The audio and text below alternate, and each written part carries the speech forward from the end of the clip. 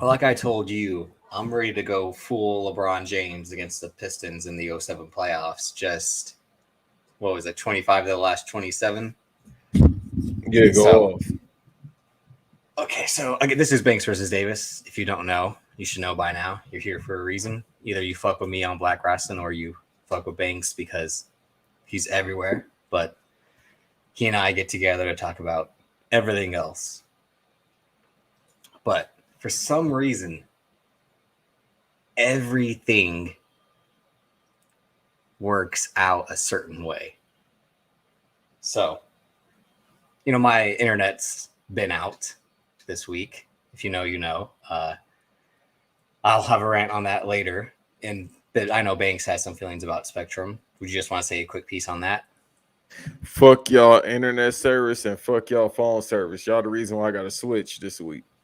This shit is way too expensive and it's fucking trash. And I'll share some similar points Thursday or Friday. But so in the meantime, I'm like, it's a Friday night. What am I going to do? Because my service guy isn't coming out till tomorrow morning. Let me go to the movies. The cinema, movie theaters are back. And I decided to go see No Time to Die. Much to your chagrin, you had said, don't see it. It's terrible. And more often than not, I don't trust you given your certain taste in cinema and more cinema than anything else because you're a big music guy, so I'll trust your takes on that. Or you and I kind of have similar viewpoints on wrestling. But movies, you and I defer the most, which is why the versus aspect comes into the show. But the first 20, 25 minutes, I'm like, oh, this is amazing. What's Banks talking about? And then it goes off the cliff. We'll get to that in a little bit. I'll do a brief little 10, 15-minute spoiler section. But it reminded me of something. This movie was supposed to be huge. Remember, Apple was like, we'll give you $400 million to get this movie now. And MGM, not Sony anymore, they had distribution. But either way, the powers that be that control at MGM were like, no, we know this movie's going to make a shit ton. It's basically our only cash cow as the studio. So thanks, but no thanks. I think that Netflix is also trying to get in through maybe 300. And right now they are getting killed at the box office by Halloween Kills, which is available also on Peacock. And they are getting their ass handed to. Even Venom is kicking. No, Venom Let There Be Carnage, to be exact, is kicking No Time to Die's ass. And you should have watched that instead. No, shots to Cal. He said, I just saw Venom. Not good. It was good. But it reminded me of another movie. A movie that you and I, for weeks and weeks and weeks, talked about. A movie that it seemed we were promoting more than the studio itself. And that movie was called Tenet. Remember, every week was Tenet Talk. This weekend, Tenet. When are they dropping Tenet? I saw Tenet during the Rona. Me and a girl, shouts to her. She's doing well. That's how it works out. But you're doing well as well, right? Not as well. I should be the guy in the pictures of her, but I ain't that guy. But that's besides the point. Either way, I saw that. I tweeted it last night at Davis AK Drip, October 16th, 2020. I ran it back last night on HBO Max. Again, that's a free ad, but I would love to have an HBO Max code. Enter BBD for your discount, please. Please, I'm a beg. I'm a plead. But I haven't seen it since we talked about it, right? You with this, well, we talked about it 2 times. We talked about me seeing it, then we talked about it when you saw it. And I got same here. I did not run it back as soon as it came on HBO Max. I'm like, you know what? I'll save it for a time. And funny enough, it makes sense because what's the point of Tenet? It's not time travel. Again, that's why it's so infuriating. It's what's happened is going to happen, but it's already happened. And here we are, 1 year later, essentially. This show, you and I, it's got a different name, but, it's you and I getting together to talk about movies and the future of them. but mainly because these two gigantic movies, Tenet and No Time to Die, failed miserably because of their own hubris, and the coronavirus pandemic still going strong a year later. But again, it was Chris Nolan's stubbornness of like, no, you have to see this movie in the theater to see it, and it tanked essentially. The equivalent of like it should have made a shit ton more. And same thing with MGM. No, Apple, we're not going to take the money now. It's you always take the money, take the fucking money. 400 million. That would have doubled their budget. That was double their budget. And right now they're barely at 100 million or something like that internationally, I think. And you know, besides it being a bad movie, we'll get to that later. I'm saying life is repeating. Again, you and I, we talked about this briefly about the simulation and the Matrix Resurrections. We are in the Matrix right now, you and I. The show is the Matrix. But right now, outside of the show, my life is the Matrix. It's the fall again. Women are breaking my heart. I'm alone. It's getting colder. The movies aren't good. The movies are making mistakes. And it's just crazy how it works. That a year ago, I went to the movies to see fucking Tenet. And then a year later, I see No Time to Die. And it's the same. They wanted Chris Nolan to make No Time to Die. He said, nah, I'm good. I'm going to go make my James Bond movie. And they both crashed and burned. I don't know what the lesson is that is, except you can only control so much. Yeah. That's the whole point of Tenet is don't control it, feel it. Remember, he's saying like you can't change what's going to happen. You have to let it happen. That's the whole point, like the Robert Pattinson character. I rewatched last night. The final like 45, 50 minutes of that movie doesn't make any sense. As soon as he goes into the turnstiles, John David Washington, again, shouts at him. He's great in that movie. He's still phenomenal in that movie. Mm-hmm. The first hour and 45 minutes of that movie works, but once he goes into the turnstile and then back out to save I'm like lost. My brain's like, all right, I'm just going to have to see what happens. That movie would have made sense if it turned out Robert Pattinson was the woman's son from the future. That they should just fully embrace time travel instead of like, no, you're here and then you can be in two places at once without it being time travel bullshit. But I just thought it was crazy that, again, my mind, it's literally the Pixies where is my mind right now. Like, I'm trying to figure everything out, but again, we are in the simulation, as you say.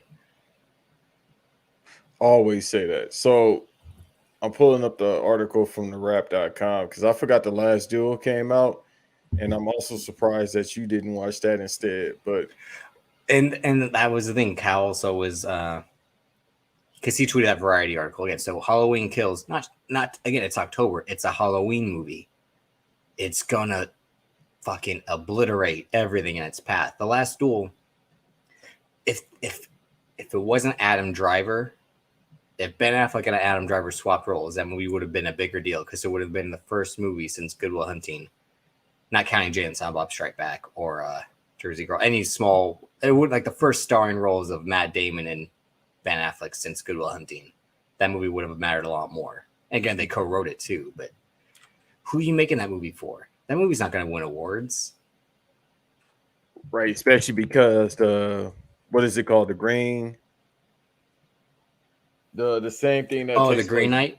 Yeah, I still got to watch that. So, that just came out as well. So for that to come out being The Last Duel after that movie, it's like, yo, isn't this the same movie that just came out? No, it's like you're like giving that too much. The Green Knight is much more of like a trippy movie. That's real, like Arthurian legend. This is like The Last Duel is a real history story. Yeah, you got to break it down to me because I still have no idea what this is about. I feel like it was. But again, it doesn't really matter too much. Like the whole appeal of the movie was Ben Affleck, Matt Damon. They're back together again, and 90-year-old Ridley Scott is still making movies, and he's got the Gucci movie coming out too. It's like, remember we talked about that formula isn't working anymore. of But yesterday's stars. that's what we'll get into about the future movies, because obviously Daniel Craig is showing it matters. If they're paying him $100 million to come back and be Bond and $100 million to star in Knives Out 2 and 3, then to some people, stars matter. But that's because they're too. It's the rest. It's the WWE mindset. You can't have. Why has Edge got to come back to WrestleMania and be in the main event? I'm not saying that to pick on Edge for you. I'm just saying, like, why did Edge need to win the world? You could have had Big E win the Royal Rumble. You could have had, you could make a new star by giving the big shot. But again, the whole point of this Bond movie is, like, remember what I said about a couple weeks ago? Like, the Bond movie they should be making is you pick 3 British actors and you make them fight each other for the role, for the spot to be James Bond. You send them on 3 missions, and then whoever survives becomes James Bond. Like, that's the movie they need to be making. And this movie, funny enough, No Time to Die kind of has like a dueling Bond, 007 section, but it's pretty weak. You see these numbers? You were right. $100 million budget, which I'm surprised is that low, because it's a period piece. It's a period piece, so it's already a shit ton. It's Ridley Scott, so he's not working on a small budget. It's Adam Driver, Ben Affleck, Matt Damon. They command. Jodie Comer probably didn't command too much, but yeah, it's a period piece, and that's why House of Gucci, it's the same thing, and that's Adam Driver, Lady Gaga, Al Pacino, Jeremy Irons, and the psychotic Jared Leto. And that movie too is probably, its budget is $100-something million, and I think it'll do a little bit more money wise than the last one, because the Gucci and the Lady Gaga-ness of it all, and people are, I think, that trailer was like, oh, this movie looks like it's going to be fun in terms of like a so bad it's good type of way. Where the last duel was like, they don't make movies like this anymore, but it's like that. There's a reason, because to some people, these movies are boring. But I mean, if I were to watch it, I'd be like, yeah, it's good. But the movie funny enough, that's similar to that, and a second trailer dropped, is that The Tragedy of Macbeth with Denzel Washington. That movie looks phenomenal. You haven't seen that? No, I won't put it on the screen because I don't want us to get hit with the DMCA or whatever. But let me look at it for a second while you talk. I'll still be on screen. It's by one Coen brother. They didn't get both. Just the one made it with his wife, Frances McDormand, and it's Denzel Washington playing Macbeth, and it looks fucking incredible. Like the sets, it's shot in black and white, the cinematography. And it looks like Denzel Washington is gunning for that Oscar. He's going for the 3rd.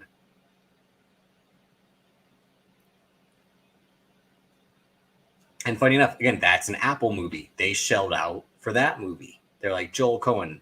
I think it's Joel Coen. How much do you want? Denzel Washington. How much do you want? Frances McDormand. How much do you want? Like, we will make this movie. And they will be making the next Martin Scorsese movie with Leonardo DiCaprio, Robert De Niro, Jesse Plemons, the Killer of the Flower Moon, or something like that. I'm listening to you talk, but I'm looking at the trailer as well. So, what do you think? Oh, he's about to win an Oscar. That's what I'm saying. Again, he made that movie, The Little Things, earlier this year with Jared Leto and Rami Malek, which was the paycheck movie. This is the one for him movie. Again, he's the ultimate one for them, one for me guy, and this is the one for him. Oh no, he's about to win. Like within 56 seconds of this trailer, I'm like, all right, I got the one shot of Denzel coming out the smoke, and I'm like, and then he's like, he does the Denzel smile, like, but it's gonna be like, even though Hamlet's to be or not to be, I don't know what much of Macbeth's quotes. I think the only one I know is from the Michael Fassbender trailer when he was like, "I'm full of the scorpions is my mind." Like, there'll be something like that, but anyway. Yeah, no, and that's kind of go ahead, send it to him, Oscar. It's over. And I'm like, what else this year has come out that'll really, or nothing coming up is going to take it? Like, no, because I'm looking. I mean, they might try to nominate this goddamn movie that we just talked about with Matt Damon and Adam Driver and shit. No, I think critics didn't like that movie either. Well, shit, or at least, it made $8 million. No, it'll definitely be Macbeth versus Gucci. I could definitely see Lady Gaga getting even though again that whole Gucci trailer is like, this is a movie in the Entourage world. Like, this is a movie that, like, it's a fake movie from movies. You know, like in Tropic Thunder when they had the fake trailers. That's what this House of Gucci looks like. Yeah. Yeah, I thought I was tripping when I saw it. I thought it was something from the Onion. It's an SNL skit. That's what it looks like. I'm like, yo, how does this qualify anybody to? I mean, you know, biopics always get nominated around this time for Oscars, but it's like, it didn't impress me. And if it did, I would have said something. But I looked at the trailer about 2 times. I'm like, I guess. Oh no, I'm impressed in terms of, like, again, like when they, and again, really Scott, he comes from like the Clint Eastwood school. Like, we get to the set, we make the movie, we get off the set. Like, I think he's a cigarette, like, cut. Yeah. He only does about I think he does 2 or 3 takes at the most. Because they shot that movie during the pandemic last year, and now it's coming out. Or was it earlier this year? It was late last year, and they finished earlier this year. But it was like, I'll pull it up. I think it was like middle of last year, late last year, but still, it didn't take that long to shoot it. But if anyone saw A Star Is Born, people know that Lady Gaga is a good actress. I mean, she's a great entertainer, but she's also a good actress. And this movie has, Jared Leto doing crazy shit. They got Jeremy Irons and Al Pacino.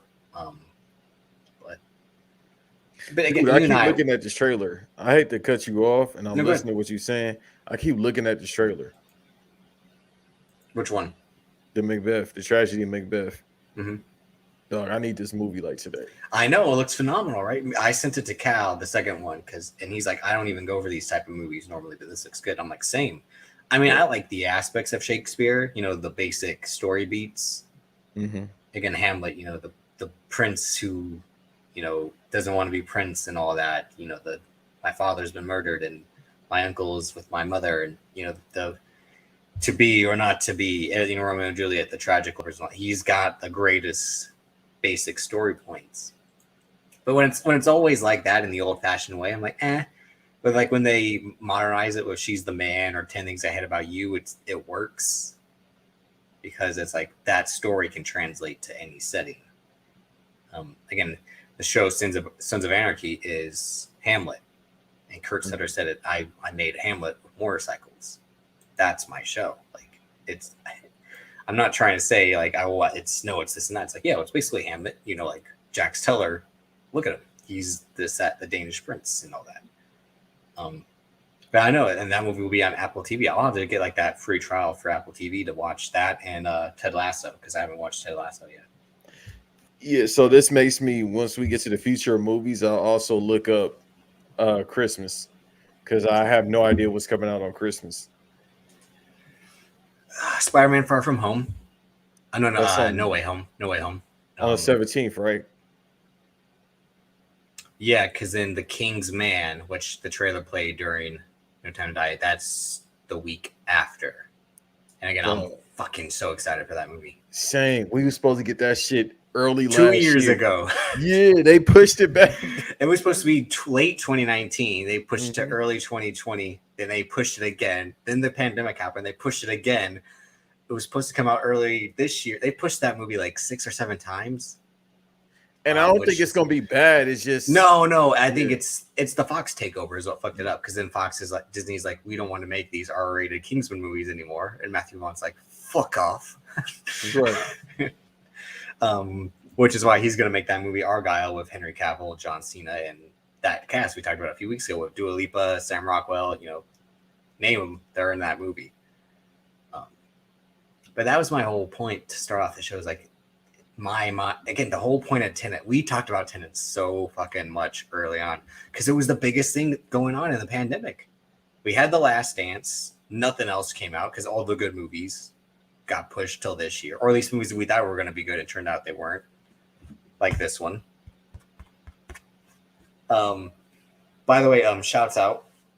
I want to wish a very special lady a happy birthday. If you're listening right now, happy birthday to you.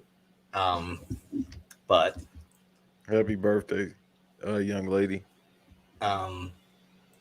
Yeah, Tenet, again, they were promoting it like crazy. It was the one thing you and I were obsessing over because they made such a big deal to put that movie out in the middle of a pandemic, only because Chris Nolan said, put it out. And they're like, are you fucking nuts? And he was like, yeah. And you know what? In Tenet, they talk about Oppenheimer, the guy who created the Manhattan Project. That's this motherfucker's next movie is Oppenheimer at, funny enough, Universal, because he shitted on HBO, Warner Brothers, HBO Max. He said it was the worst streaming service. Obviously he's not using Peacock because he's taken the movie to Universal and they have the shittiest service ever. So Chris Nolan is, I'm here to double down on my dumbassness with these fucking scarves and his British accent. Like, bro, it's global warming. You don't need that scarf no more. But no, again, like this guy, this will now be a spoiler section for the next 10 minutes. I'll just try to keep it 10 minutes about No Time to Die. Chris Nolan just should have taken No Time to Die. He would have saved us a whole bunch. He would have at least saved like $400 million by taking No Time to Die. But no, he had to do his own shit. And like I said, Tenet is a third tier Nolan movie. Much like Interstellar and The Dark Knight Rises, it works until it doesn't work anymore. It's so flawed at the end. It's like, I don't even care anymore. Like, again, the whole point of The Dark Knight Rises is like, oh, this is amazing for like the first hour and 20 minutes. And then it's like, oh, like that's all you had because the rest of this is not good. Same thing with Interstellar. I've only seen Interstellar once and I'm always like, should I go back to Interstellar? I would. Yeah, I've seen it, I want to say 3 times. How many times have you seen The Dark Knight Rises? I watched The Dark Knight Rises a lot early on. Probably 6 times, 5 times at the most. I probably have seen it the same amount, yeah. Because the Bane, it's really the Bane stuff that makes that movie watchable. That's really it. Like the bad. No, I'm sorry, not the bad, but the Catwoman stuff is cool. But more so, we'll get to something related to that later. Will we? In terms of what a Catwoman is, God damn. I tell you what, man. Listen, usually I don't like women that are of little complexion, far as like no weight. But well, that's not complexion. That's what I mean. But you know what I mean. They don't have no weight. You want a woman with meat on her bones, yeah. Yeah, but her is just a little different. I pick her up with one hand. Okay, Scott Steiner. Right. Right. When we get to that trailer, we'll talk about how she was dressed like Shorty that used to be with Scott Steiner. I forgot her name. Oh. The one that looked like Kim Kardashian. Oh, Medeja? I think so. The names for women in WCW were so weird. Like the Nitro Girls, they were like, again, Shawn Michaels married what? Rain or something like that? Either way. But look, we about to get into how him being a Hall of Famer and one of the greatest of all time, and Booker T being one of the greatest of all time. Oh, marry Nitro Girls. Like that was that lets you know they recruiting class. Oh, don't forget it was all because of Diamond Dallas Page's wife that they invented the Nitro Girls. Oh yeah, that's right. But we know what Scott Steiner said about her. Who hasn't been with that bitch? Canyon, you come out here with Page's wife. You think you're doing something? Tell me who hasn't been with that bitch. Yeah, Scotty Steiner. Them fighting words, but they actually had a shoot fight. The Thought Whisperer from 1999 to present day. Yeah.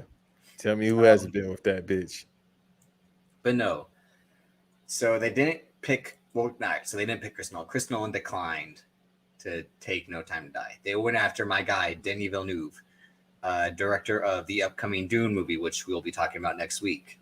No, goddamn, we can't talk about it before we'll be talking about football. Damn. We can't fit it in to next week. We'll have to probably do like a 40-minute. We'll have to do a mini episode about Dune as soon as you and I watch it. Okay. And then we'll do our special episode next week. Let's just say, all right, next week we're hoping to talk about our football teams. Cowboys, 49ers, and if you retweet this episode, whoever does, we will let you call in and talk about your football team as well. We will try to let you know the time we'll be recording. If not, we would like to invite you on for another appearance or something to show fan appreciation. Like, remember when TNA was like the fans matches and they had them with the belts whipping Jeff Jarrett and and beer money? Fans Revenge, that's what that was called, or something like that. You know, it's funny. This is just a little side put. The James Storm was on my timeline for some reason the other day because I don't Tennessee follow him. Cowboy. Yeah, and the Tennessee Cowboy posted something about a he posted a Steve Harvey quote. Oh, I'm sick of Steve Harvey. God damn. Well, what did Tyler, the creator, used to say about Steve Harvey? I don't know. I don't listen to Tyler, the creator. Fuck Steve Harvey. That's the only time I'll agree with him on that. Much like shouts to Matalack. He was saying like that Steve Harvey shit ain't gonna work. You don't like the suits? What's the problem? Do you want me to do my 5 minutes on that Random Acts of Podcast episode? What I thought? Please, you sent it to me. One shouts to Amp and Mr. Jefferson. I agreed with like half of what he said, to be honest. Obviously, I didn't agree with like the R. Kelly stuff. No. But he had a point, and not even like an ass backwards way. Like, we had our own shit in terms of Banks, the Negro League, in baseball, and then everything, and then we got rid of that to partner up with the white people. I was like, oh, you know what? That actually makes sense. Like, to try to fight for equality, you gave up what you already had. But there's nothing wrong with the equality as well, to be seen on the same level. But it's like people are now trying to again establish their own stuff when it was already there to begin with. But it's also a thing like how long would that have lasted? I think that would have been shut down right away. But the whole stuff about pimping, I was just like, God, the whole time I was in horror, like. But did you learn it's not about just like controlling a woman? That's not the whole point. Yeah, but even still, it's about controlling a woman, like he said about the not answering. Why didn't you answer my call? Because Richie said no to me. Like, that's controlling a woman. Well, that goes with it, but at the same time, it wasn't what he said about we all getting pimped out. Yeah, it wasn't as cruel as like the movies depict pimping to be. Like, bitch. It wasn't nothing like that. Even though Amp said the one song he listened to was Sugar Free. Yeah, I was like, what the fuck? That's a shoot. So there's some pimps that literally physically hit women, and there's some that just talk using words. It's like, I just want to love you. Well, you say something like that, I ain't gonna give all the sauce away. I've never pimped. It reminded me around pimps. To be honest, it reminded me crazy because you and I didn't even speak about the latest Chappelle special, but that's because that would really be hard to talk about, to be honest, because I don't think it was a special. I think it was one guy monologuing. But what he said it might have been the fourth, about the Iceberg Slim and the one like about the bitch being broken and done. Then he creates the whole scenario, and then she's right back with him. He's like, and I can still get some use out of her. But what he said, nothing that was as cruel as that. But it's the metaphorical sense of control. Yeah, things that can just keep driving you, and then you'll be like, I can do it one more time. Well, that's why Chappelle said that's how he felt in regards to Comedy Central and Chappelle Show. It's like, you could have thrown all the money at me. I was done. Like, I couldn't do it anymore. And it's crazy. And it seems like that will be the case again. We probably won't see Chappelle for another 10 years going forward. I think he's going back into hiatus after the reaction of this special. And again, he got the money. Netflix gave him the money, and he gave them specials. And that's it. Right, because there was some rumor that he might be doing this show, but I don't think so. No. I mean, who knows how long. And I think that podcast of him and it was both members of Black Star, right? Where it was both Talib Kweli and Yasin Bey, formerly known as Mos Def. How you know about Black Star? I saw that. Okay, well, they played on Chappelle Show. Okay, that's what you know about him. I thought, like, yo, you out here listening to No. you up here listening to the album. I'm like, I mean, I would have been like salute, but still, that would have thrown me off. Again, I can't always surprise you with something like that. Like if you would have knew the lyrics of Thieves of the Night, I'd be like, all right. No, but what else? I just thought I was the first random Acts of Podcast episode I actually had heard because I was like, where do I start off? Like, I hear everyone in these circles mainly because of you talk about it. I'm like, whenever you get into something new, it's like, especially like a podcast, it's like, do I start all the way from the beginning or where do I start out? But you would say like you have to check this one out because it'll blow your mind. Well, you just need to go to church this week, but you think of the next girl I'm gonna invite over, like, now go and clean my fucking dishes. It probably worked. No. What fuck can you say to me? My bad. I mean, she probably just be like, I am appalled. Bitch, you are not appalled. What he said on Friday After Next, you are not appalled. It'll like, bro. She'll be like, I don't even clean my own dishes. And then it's that me like, damn, bitch, you live like this? Hey, some of them do. Trust me. Nah, but it's not the point of just like control and all that. The point is, but I said it right away. Once they done, teach them how to truck drive. I was like, trucker hose is. How is that not like a show yet? Listen, I know some other stories. It's not crazy stories. Hey, listen, Amp told me he not just tricking truck drivers, but actual legal workers of a known company. They give him his check from that. So just use like any Fortune 500 company. It's one of those. I'll say it off here. Again, that was the whole point about it. Like what the Anthony Weiner scandal is. Like he was, again, senators are again legit into escorts and all that. Like it's a known thing that happens. Pimping is gonna happen. Let's just take away the prostitution aspect of it. All right, me and you get prostituted. You know why? Just like he said on the episode, we gotta go work a job. Yeah. No, not that. The likes comment. That was like real truth. Like you're doing this for likes. You ain't getting paid. Or the Spotify streams only equating to how much.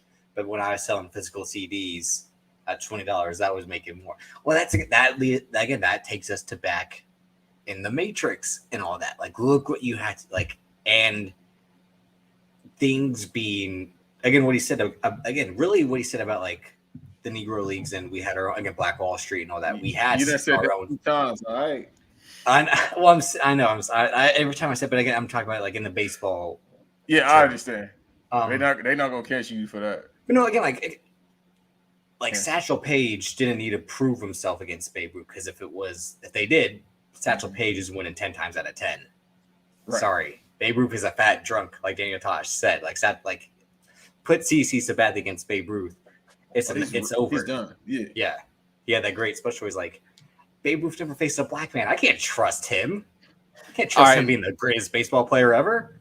What year CC Sabathia? You talking about when he's eating the crunch berries or? All right.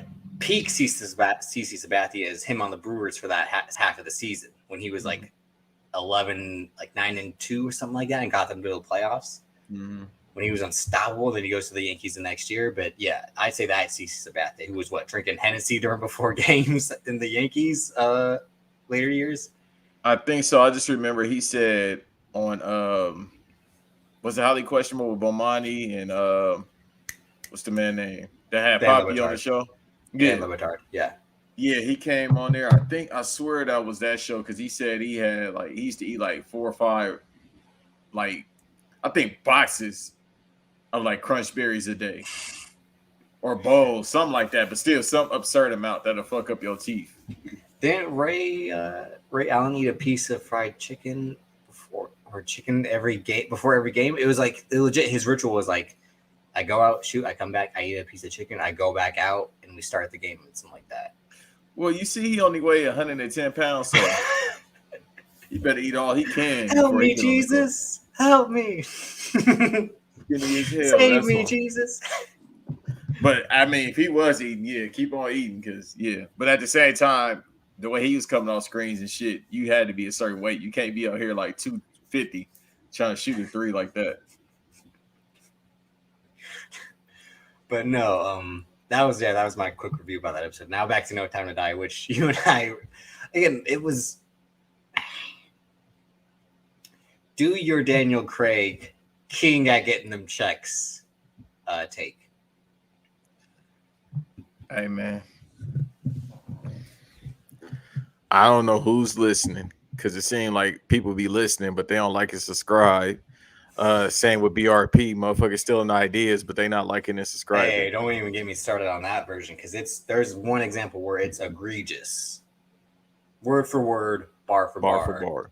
No, it's been 2 in this past year alone. For shirt, I'll say that. I still want to kiss her blue wig. Anyhow, how do I become the ultimate check stealer? The Joe Johnson. It's the Joe Johnson legend at the bank. Wow. No, okay.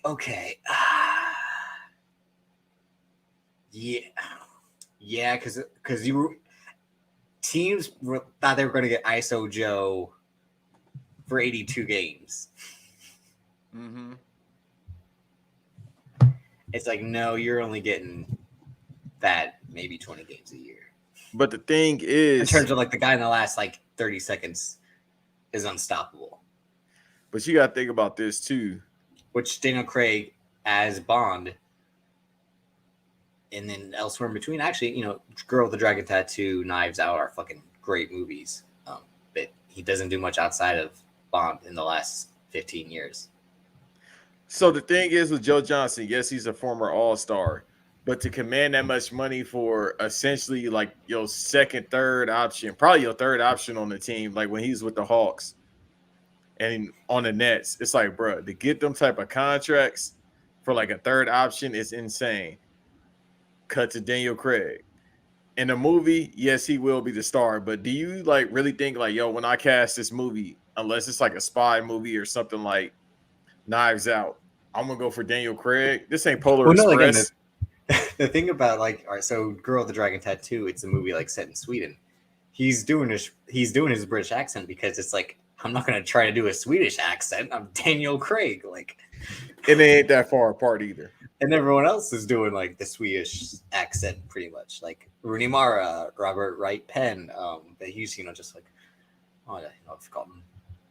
Anyone got some cigarettes? Like, but because he's a great actor, don't get me wrong, but bro, no, but again, for Knives Out, he was doing the I am appalled of what is going on here. I'm solving a murder. Hey, man, he was like, he was having fun because he's like, bloody hell, they're gonna make me beat James Bond again. And let's cut to 2019. What did he say? You want me to put it up on the screen? Go ahead. All right, so for all the listeners, while I pull it up on the screen, if I can quote it correctly, Daniel Craig said something along the lines of they would have to kill him or he would have to die in order to come back as James Bond. And they said, no, we'll just kill you with money. How do I get killed like that? No, see, that's it's again how it all works. It's about control. Daniel Craig was the pimp in this scenario. We would think it's the studio, but they are so scared to cast whoever as the next James Bond. They were like, please come back. What do you want? What do you want? What do you want? And he'll be like, all right, spoiler alert. 1, I want all the money.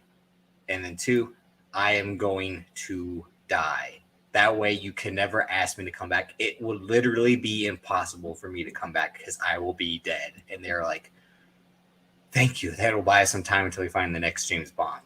Because they're so scared. Again, like WWE with handing someone that isn't Roman Reigns. I don't mean that negative way in terms of like who will be the guy to stand next with Roman Reigns for the next decade. They're still scared to pick out who that guy is, whether it's Seth Rollins or Big E, Drew McIntyre. There has to be someone else with him. And right now, and Jim and Ion, the Broccolis are like scared to just say Tom Hardy because Tom Hardy's probably like, I don't want to fucking do that shit. I'm doing Venom, and they're letting me do whatever I want there. Mm-hmm. And Henry Cavill's already like, listen, I was Superman. They fucked me over with that. I played the bad guy in the Mission Impossible movie to show everyone I'm a badass. He did The Man from U.N.C.L.E., which is fucking phenomenal. That's the second best James Bond movie of the last 10 years. And it's like Daniel Kaluuya. I think he'd be a good choice, or Henry Golding. Again, Dev Patel of The Green Knight. People like Tom Holland, but he's too young. They're just already scared to pull the trigger on who's it going to be. Richard Madden from Game of Thrones and the upcoming Eternals are scared, to pick him. But and you know what everybody said over the past couple of years who they wanted, Idris Elba, but here we go. Idris Elba was the correct move, but it had to have been right after Spectre. Instead of Idris Elba probably took Hobbs and Shaw because he wasn't going to be James Bond. They pimped him twice too, by the way, because this is from 2015. Oh no, he pimped Spectre. No, that's after Spectre.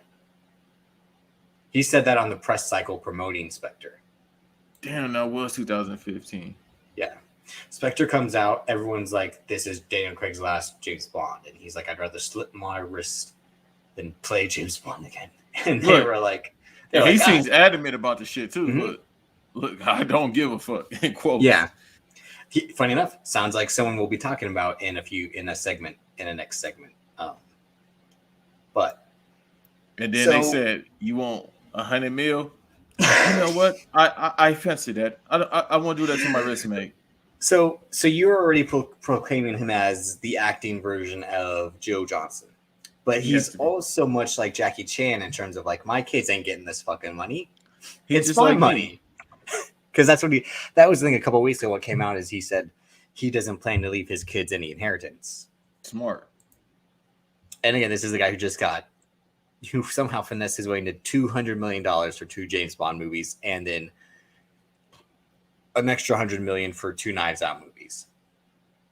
Okay, so for James Bond, it's actually 25. It's only 25, but still. Really? Only 25? Yeah, I thought it was 100. Yeah. It don't matter. Look, it don't matter. Like, for me to say it's only 25. That's because the 75's offshore. You might be onto something. Because because if they had to pay him $100 million, Dwayne Johnson, who we'll get to later, again, would be throwing a fucking hissy fit about not getting paid more. They're paying him $30 for that fucking Red Notice movie, and it's like you paid him $19 million too much. Absolutely, I think I gave away money with about 15.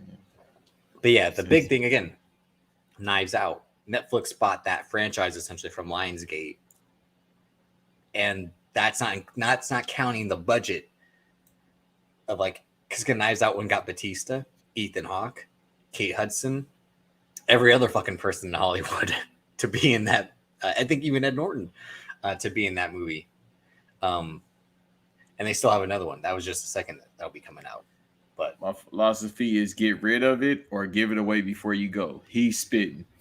In terms of the money, see, that's always been my thing. I remember there was a person, I won't say who, but it was like, it was similar in the vein of like, why am I saving my money for my kids? Why? It's my money. I'm the one who earned it, and why not spend it now? I'm gonna be dead. It'll have no use to me when I'm dead. Like, but again, it's like, you know who his wife is? Rachel Weisz. Rachel Weisz. Okay. From The Mummy, or Rachel Weisz. It's one of those things where like the W's a V. Hey man, she got money, but she ain't got that money. No. I mean, I bet those residuals for The Mummy still go. Listen, and then I know he definitely, if he talking like that, he didn't sign no prenup. He definitely signed a prenup. Oh. If he talking like that, he definitely signed a prenup on her ass. Like, hey, because he ain't scared. Yeah, that's not that like. You fucking whore. You get nothing from me. But Daniel, I'm your wife. Bitch. Yeah. But Daniel, I am your wife. I don't even know if she had a British accent. I am your wife. Yeah, she's British. Yeah. I don't give a bloody fuck what you say. No, you'll never get a sit from me. It's literally like what Michael Corleone says. Do you think I let you take my children away from me? My children. Mm-hmm. And what was the other one? We're like, did you think I let you have all of my? Oh, that's what Bret Hart said to his wife, I think. In terms Which of like, one? I didn't take hit the first one, Julie. Okay. In terms of like, I didn't take all those bumps for you to take all my money. And that's not your fucking goal? Fuck no. Because this is the guy who's still like, no, because this is the guy who's still like, please feel sorry for me. Like, I gave no. Before I even got to WWE when I was in and don't forget, she then later on tells that he was beaten. You know, he was Hitman. It wasn't just a nickname.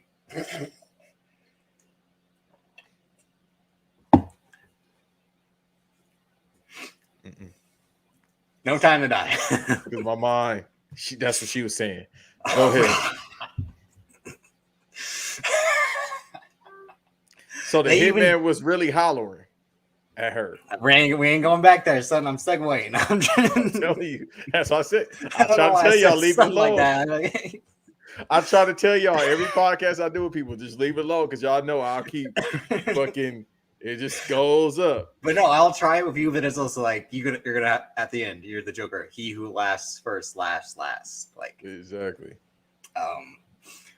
So yeah, it starts. So Chris Nolan. It's all his fault. He should have taken the movie. Danny Villeneuve's like, I'm doing Dune, so I can't do this movie. They went and got Danny Boyle, who made Train Spotting, Slumdog Millionaire, 127 Hours.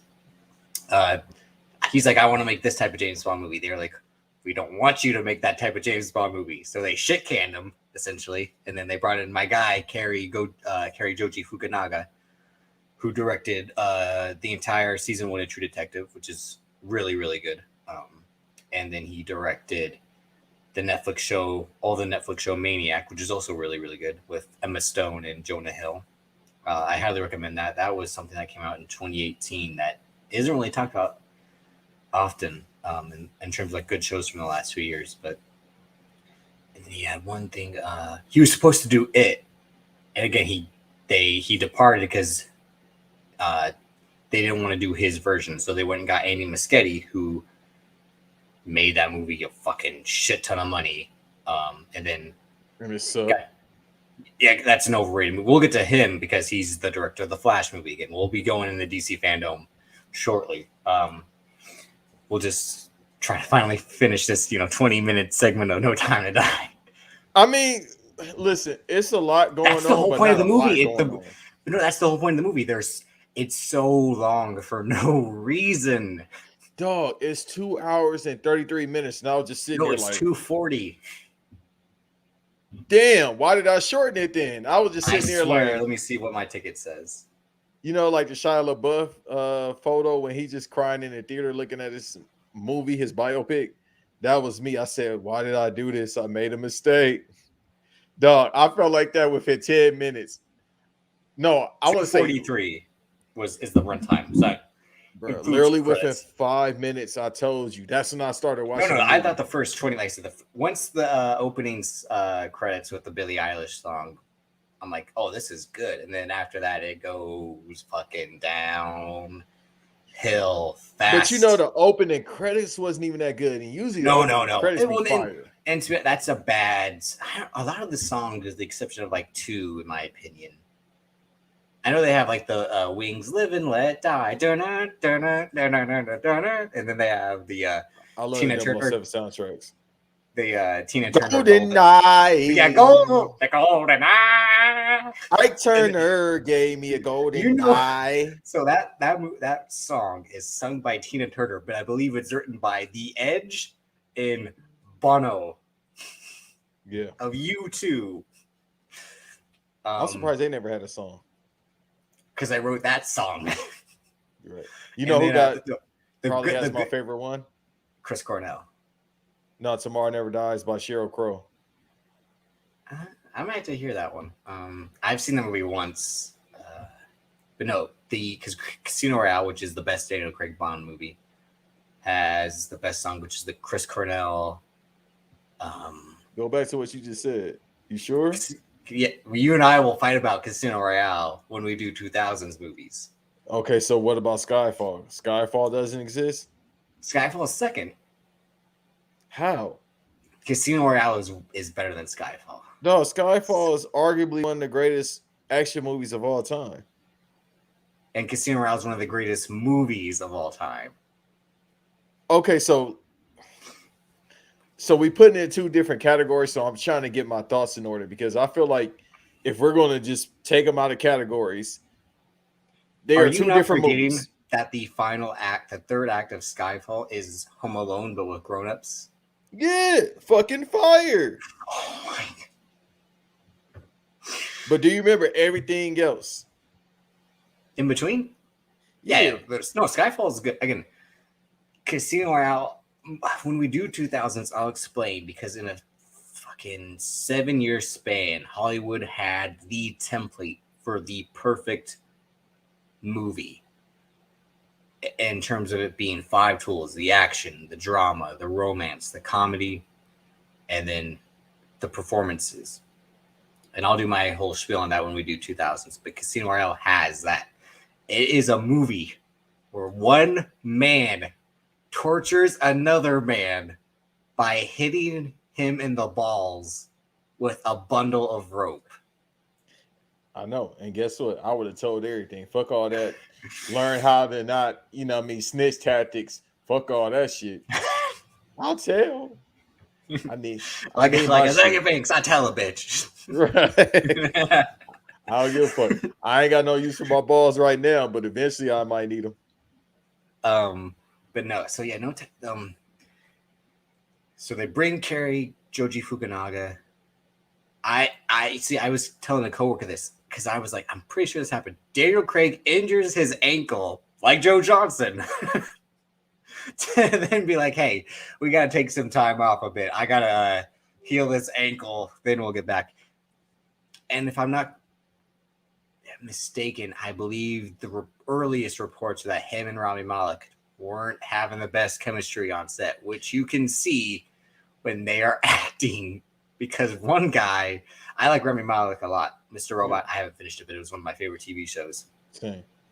But him as Freddie Mercury, that's just a terrible movie in general. But it got him an Oscar because he got. I love Queen, but there was no need for it. Yeah. But he's like, James Bond. Does this shit? Yeah. So the movie opens up. So he's basically just Freddie Mercury. But the movie opens up with Lee Sedoux's character as a young girl seeing her mom get murdered by Rami Malek. But he's like an adult, but then he's not like that much older than her in like think real life and like in the context of the story. So I'm just like, what the fuck? And already Daniel Craig, it was established in the first one, was like way in terms of Spectre, him and Lee Sedou getting together is like he's already way older than her because the whole thing's like he's an old man. Like that's the whole thing about like the last. That was the thing about Skyfall. It was like you're an old man, James Bond, and everyone's like, yeah, no shit. This guy's like 50. No, like legit. I just looked up his age. I think he's 52, 53, literally. But to be fair, everyone was like, why did they cast him as James Bond? Because he looks nothing like the character description. Tall, dark hair. He's a short, dirty blonde. It don't matter. He who looks like hands. An angry baby, and he got fucking hands too. Because out of every James Bond, you know who they wanted to cast around the time in I believe 04 or 05 to play James Bond. Chuck Norris, Hugh Jackman, and he's probably like bloody hell. It worked out. Well, you know who's supposed to play Hugh Jackman only got Wolverine because the first guy got injured, and that was Dougray Scott from Mission Impossible 2. The bad guy in Mission Impossible 2 was supposed to play Wolverine. That actually would have been perfect. No. Look wise. No. Again, in a perfect world, Tom Cruise would be Wolverine because they're the same fucking actor. That's all I'm about to say. You could play Wolverine, bro. Oh, no. Well, apparently, if you look at that Batman trailer, I can fucking play Batman because I'm a fucking stick man. So we'll get to that. And when eat a fucking steak, Robert Pattinson. When I believe they use a body double for one scene because they were like, this guy's he's not looking like Batman. We'll get to that. It's like George R. Martin with the dragons, the Game of Thrones. They're coming. We're getting there. We're getting there. Because essentially, I'm gonna talk about how you could be the Matt Reeves to Fast and the Furious when we get there. Like when we get to the Batman trailer, I'm gonna break it down because how Matt Reeves loves Oh no, Batman. we'll be You could breaking be doing that for trailer Fast down. and the Furious. But yeah, so they get Fukunaga. They restart rewriting the script. They bring on Phoebe Waller-Bridge of Fleabag and to add comedy. And I think it doesn't work because anytime you have to bring in someone to make the movie funnier, you make it worse. Yeah, this movie, it was, again, it's 2 hours and 30 something minutes without the credits at the end. It's not even infuriating. It's just like, why even bother like making this movie? I mean, I get like, all right, so the woman he loved after the woman he loved died. I get that part because Lisa Seydoux, my hot European, in both senses, white and she is from Europe, European wife, feels like she betrays me, only to then reveal that I have a daughter with her. Yeah, I want to try and get her back. Even though she didn't even betray me, I'm just too much of a prick to like forget about it. And like, because everyone betrays me because I'm fucking James Bond. But the aspect of like the female 007 was cool, but I just think like they should have done more with that instead of like the bullshit about Spectre. And then they get Christoph Waltz back for this movie. And this man, again, was like, I'm doing what I want when I show up to set. And they're like, whatever you say, 2-time Oscar winner Christoph Waltz. Because my man was like, James. Because remember, he was at the Eyes Wide Shut party in Spectre. Remember that? Yes, that where Dave Bautista was at. So in terms of, all right, I would say Spectre is better than No Time to Die, even though I believe like they're only 20 minutes shorter than the other, but still it feels just as long. But Spectre has at least good set pieces, and the plot is easier to follow. It's just like very meandering and like and then the whole part about like drones, that's the future of war, and spies are outdated. That's like the bad guys are the bad guy all along, but we knew that pretty much. But it has good set pieces. Again, Bautista, it's probably the perfect cast for a henchman. And fucking cinema history is Bautista as Mr. Hinks, even though he doesn't get to say anything. Like the voice when he gets killed is like a dub of someone else. But yeah, Spectre at least has set pieces. Spectre is more of like the Dark Knight Rises in terms of like, this movie looks good, but it's not good. And No Time to Die is like, no, this movie's just not good after the first 20 minutes. Yeah, the movie was more so to get us to where we are now. Like looking at it right now, it's long-term booking. It was really just used to be like, all right, just get us to where we need to go. But so now, cut to now, like everybody's like, all right, fuck it, we about to jump this motherfucker. Even though they didn't physically do it, well, they kind of did. Not with their hands. They just use shit. Once again, spoiler. So how he goes out, spoiler for No Time to Die, anybody listening, as he cracks open a fucking Sprite. And they need to give us some product placement. Don't give LeBron no more money. Give us some money. So everybody decides, hey, man, you know what? They basically did the Sinister Six shit. Hey, bruh, it ain't working. This motherfucker keep escaping. How we gonna do this? Bet. Let's just jump this motherfucker with nanotechnology tools and all this shit. So at the end of the movie, he meets up with goddamn Freddie Mercury. Freddie Mercury is trapped on the island with him. Hey, bruh. Yeah, they go to the Japanese island where they create the poison, and then they somehow turn that into nanobots to infect people. Which is like nanobots. That was in the fucking first G.I. Joe movie. No one does nanobots anymore. That was even in fucking Agent Cody Banks. Literally, no one uses nanobots anymore. That's hilarious. I see that. They also had fucking magnets. When the bad guys break the one guy out and they use the magnets to fall down the elevator shaft, I was like, stop with the fucking magnets in movies. They aren't cool. Stop trying to make magnets happen. Once upon a time in Hollywood, I was literally upset when that happened. I'm like, are they gonna blow up the elevator? And then it's like, nope. They drop down and then I'm like, that's when I was like, fuck, Banks is right. Dog, I knew 'Cause 5 the first minutes. opening sequence in Italy is like, oh shit, he's fucking on a motorcycle doing like the Great Escape, Steve McQueen shit. He jumps at like fucking Travis Pastrana in big air. And then he gets in the Aston Martin. And then like when the one guy's just shooting at the window and then she's terrified and he's just like a prick, like, you know what, I should just let this bitch die. And then she's like, do something. He's like, fine. And he just fucking like does like the 360 with machine guns. I'm like, this is amazing. And then it all goes down that. There's not a great action sequence. Like the one of Ana de Armas, who Pressure is like, she kicks ass, but like it's just like a, again, like get the professor, like hot potato with the professor, and then like the female 007 is trying to get him too, and there's bad comedy, and then hey man. It you know, not to hold up the whole show with this. I mean, I keep talking about it. I like bad shit movies that I find to be actually bad. But it's just like certain things with me in life, I know within 5 minutes, all right, I made a huge mistake.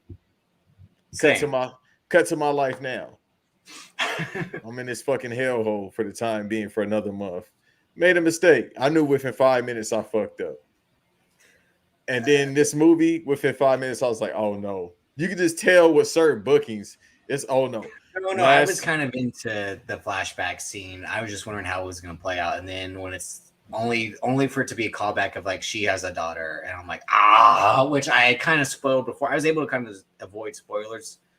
I only just saw that everyone was like, Fukunaga's direction's good, which for the most part it is. There's some good cinematography in this movie. Just the action after the first sequences, very meh. Like the fight scenes are. It was kind of the thing. Like we were watching Tenet last night. I'm like, I get what you were having with these set pieces, but like some of the movies as of late have just. It's a hard thing when you have Mission Impossible, Fast and the Furious, Marvel movies to come up with interesting stuff. But as we just saw, you know, in the Batman trailer, when a guy is walking down a fucking corridor, getting shot up and just still kicking ass because the bullets are deflecting off of him, you got to somehow reinvent the wheel to create incredible action, which is why stuff like The Raid, anything Gareth Evans does is monumental and then replicated, which is why as soon as like The Raid 2 was coming out, The Winter Soldier was coming out, and like The Winter Soldier is the MCU's best attempt to do The Raid.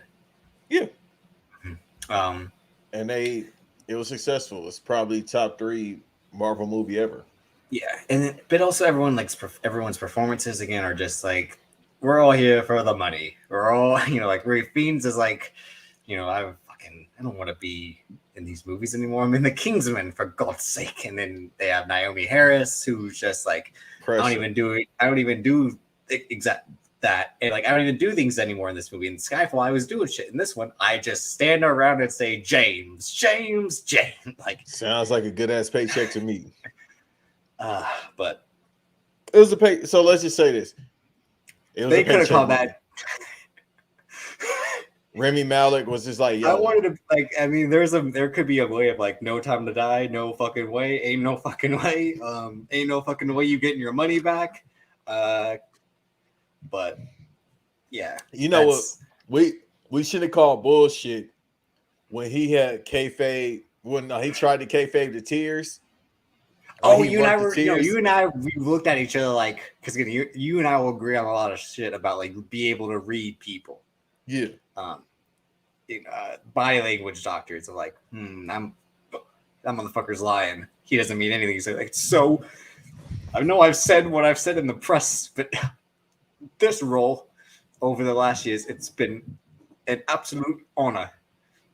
And to be here with all of you. And then, you know, when we got this, he's like, fucking Jesus Christ. I can't wait to get home.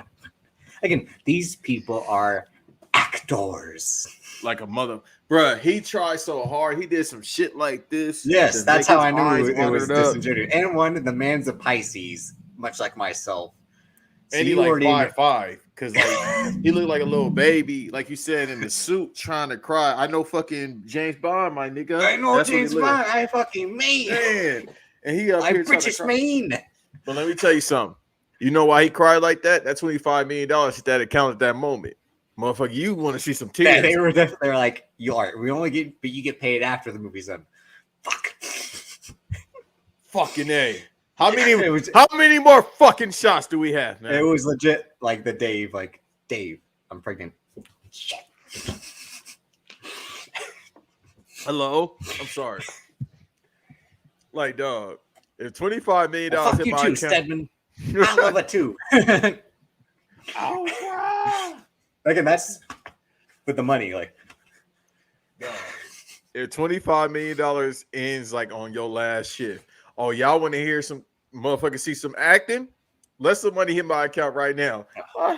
If MGM, I want to say thank you to MGM, the crew, even though you motherfuckers won't get paid and you going on strike, but it's all right. I got $25 million. It's like the Vince Staples, get paid. Hey, you know what else he's saying? Because it is, even though it's a joke, but at the same time, it is some serious shit. The strike's supposed to happen tomorrow because they didn't reach an agreement. Oh, with yeah, the studios. writer's strike, right? Yeah. No, the crew strike. Crew, okay. Yeah, so which is way worse because it's like with the writer's strike in 07, it's like, damn, maybe we got a script. It's called the Green Hornet. Don't forget. No, destroyed. All right.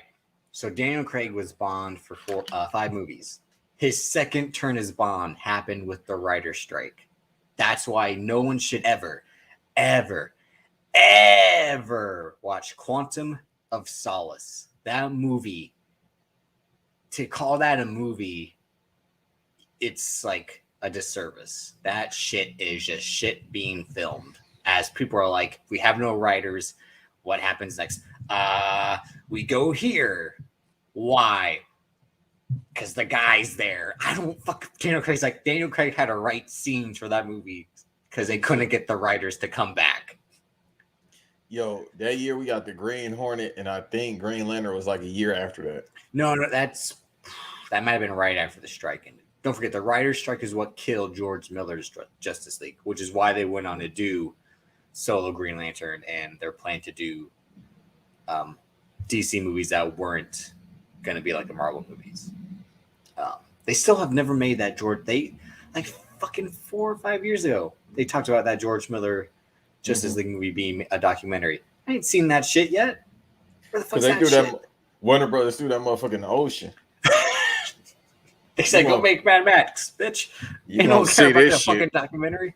Oh, fuck. That movie might actually suffer because of the strike. It's supposed to be Secret Invasion. A lot of shit we don't care about. Let me see. It's some shit we don't care about that's going to affect. I don't give a fuck about no Secret Invasion. Well, I think, all right, so now I think we can move into DC Fandome. That was No Time to Die. Don't see it. Don't fuck it. Hey, I'm just before your time, but it used to be a skit that would probably be problematic now.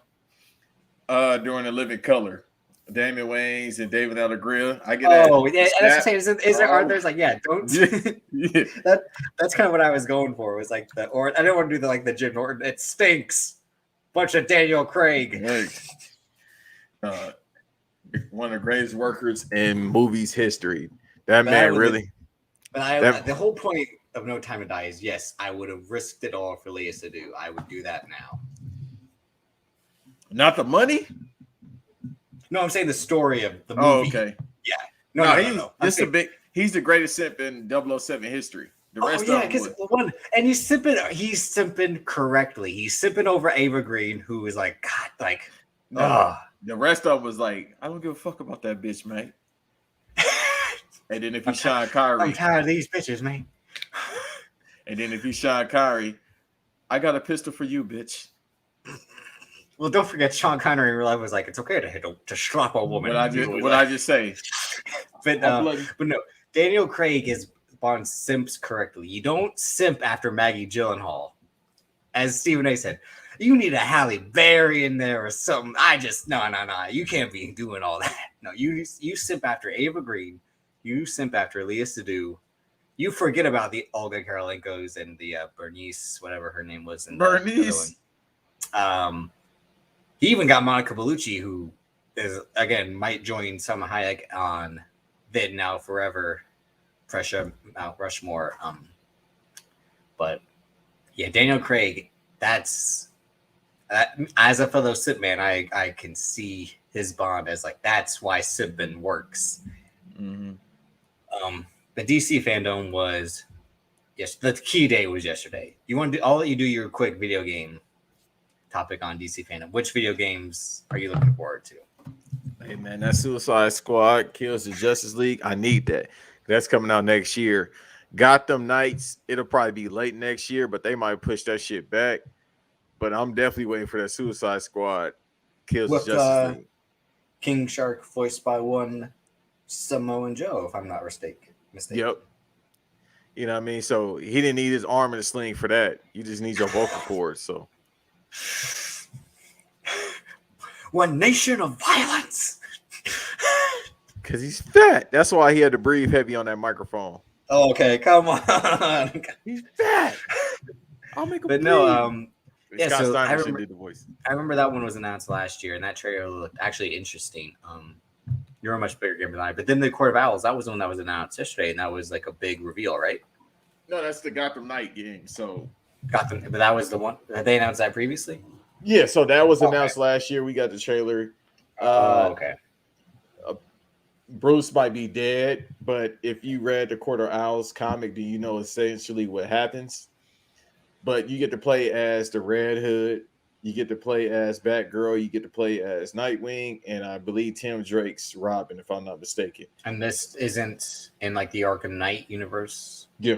Oh, it is? Oh, no, actually, I think it's basically a remake to the whole entire series.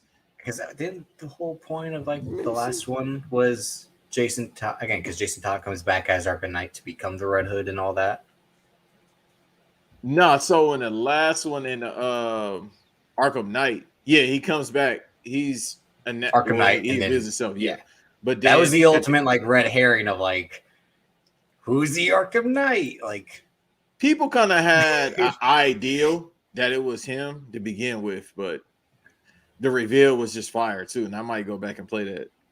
I never played that. I know I could probably get it now because it's what $10. That was the only one of those games I'm like, this looks fucking dope. And if you have an Xbox, it's on Game Pass, so it's worth it. And then with the DLC, I got a PlayStation.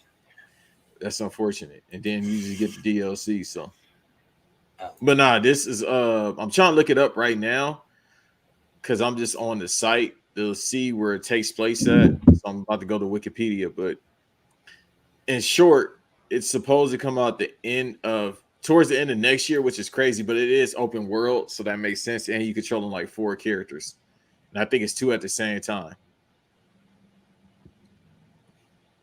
I'm trying to find it too. 4 playable characters. The game is setting out at the devs. Oh, okay, but as a result of crime loss. Well, yeah, I mean, I know you were looking forward to that more than the trailers because you are a big gamer, especially games like these. Mm-hmm. Funny, again, you saw my tweet earlier about my stepmom calling me to say, once she called me to say, can I pick up my stepbrother from his job? And then to be like, hey, I'm playing, have you heard this Cyberpunk game? She shouldn't play that.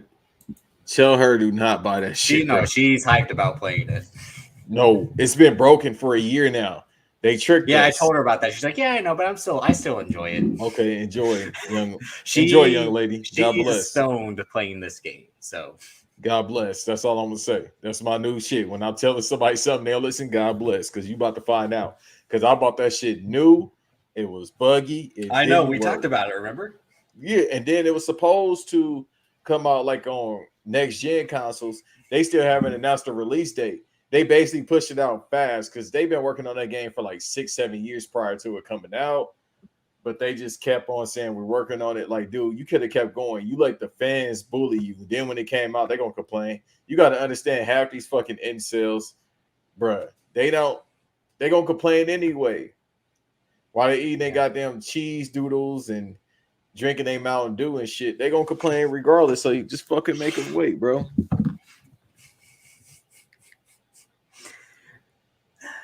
That was Banks at I am Banks. Yeah, that's not say it. I am not Banks. But no, let's move into the shit everyone was talking about. So go ahead. Talk about your mans. We got our which one? This man? The GOAT? Shouts to I still got to see that trailer. Shots to you, most importantly, but off the rope, Puck. Shouts out, champ. One Dwayne I Johnson. knew it.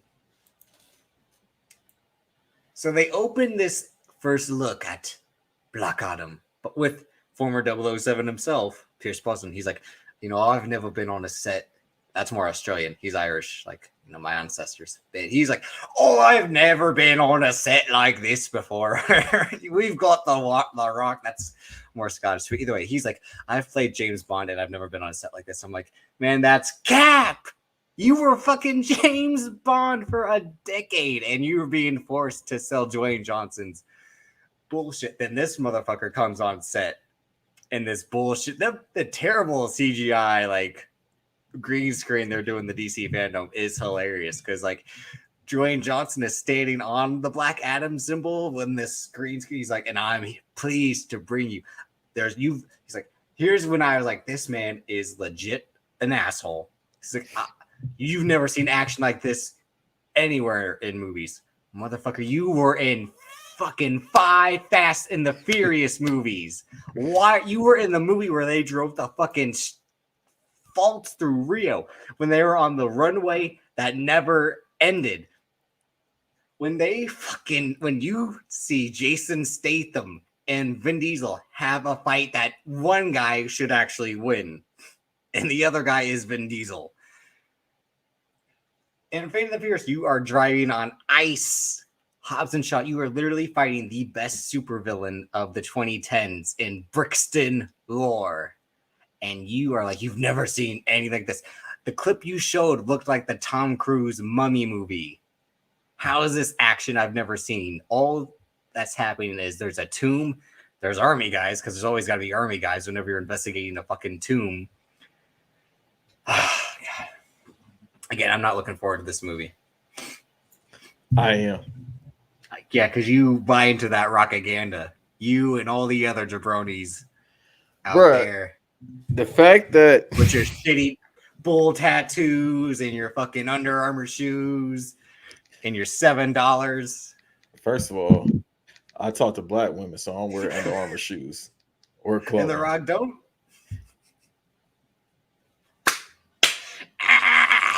Leave it alone, because like always, I take it a step further. Just listen. Love who you love, be who you gonna be. But you can't fool me. You can fool them. Understand?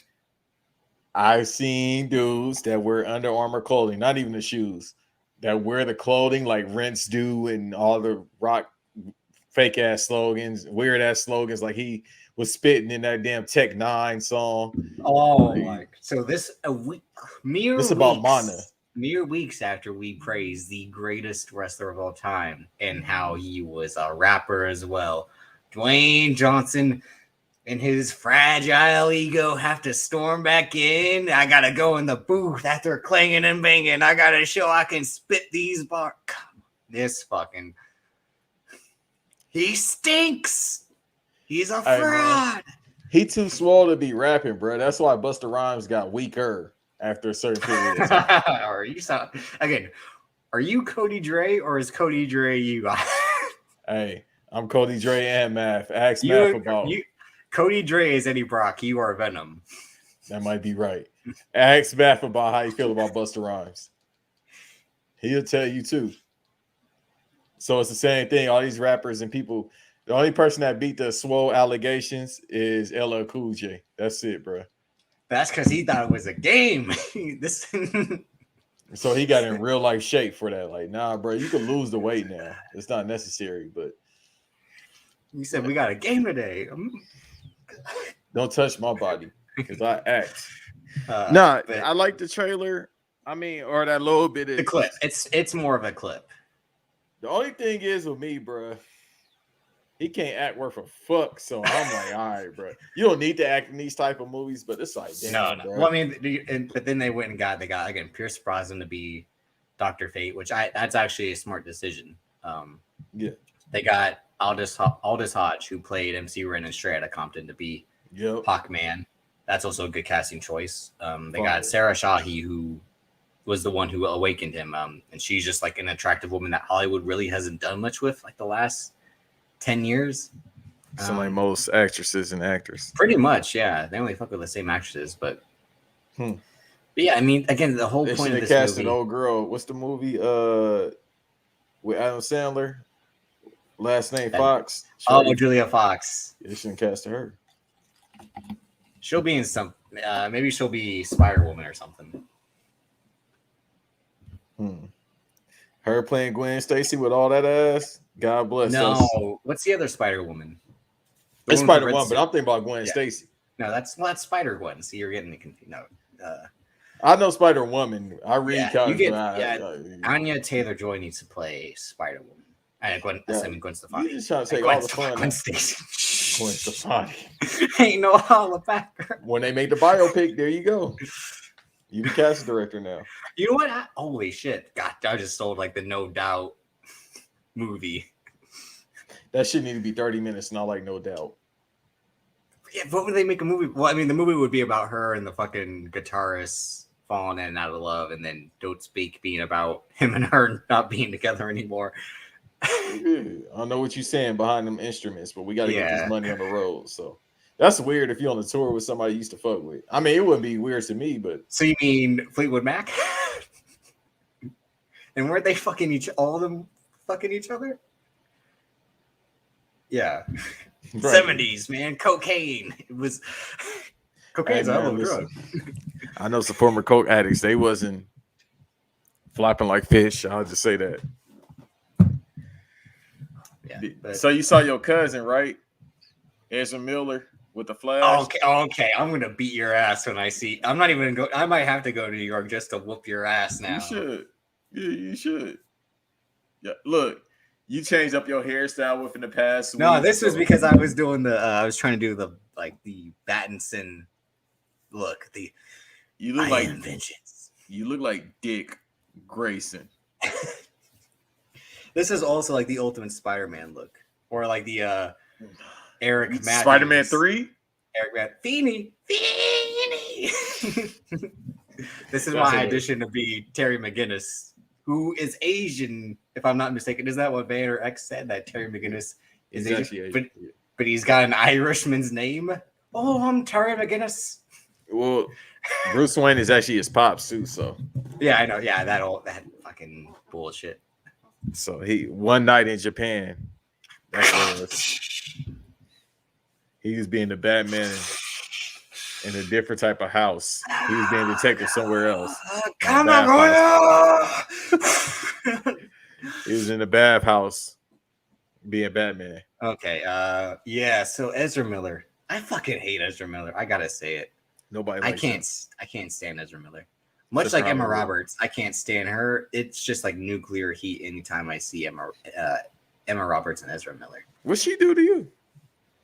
I think one, she's a bad actress. Like, she's always got to play a bitch and everything. And even though I don't fuck with Evan Peters either, I felt bad that she was beating his ass. And got away with it, essentially. Oh, yeah, no, because he went crazy. And then she she somehow tricked the great Garrett Hedlund of Tron Legacy into having a baby with her, which, my man. Happens all the time. Yeah. But no, yeah, so Ezra Miller and his, God, yeah.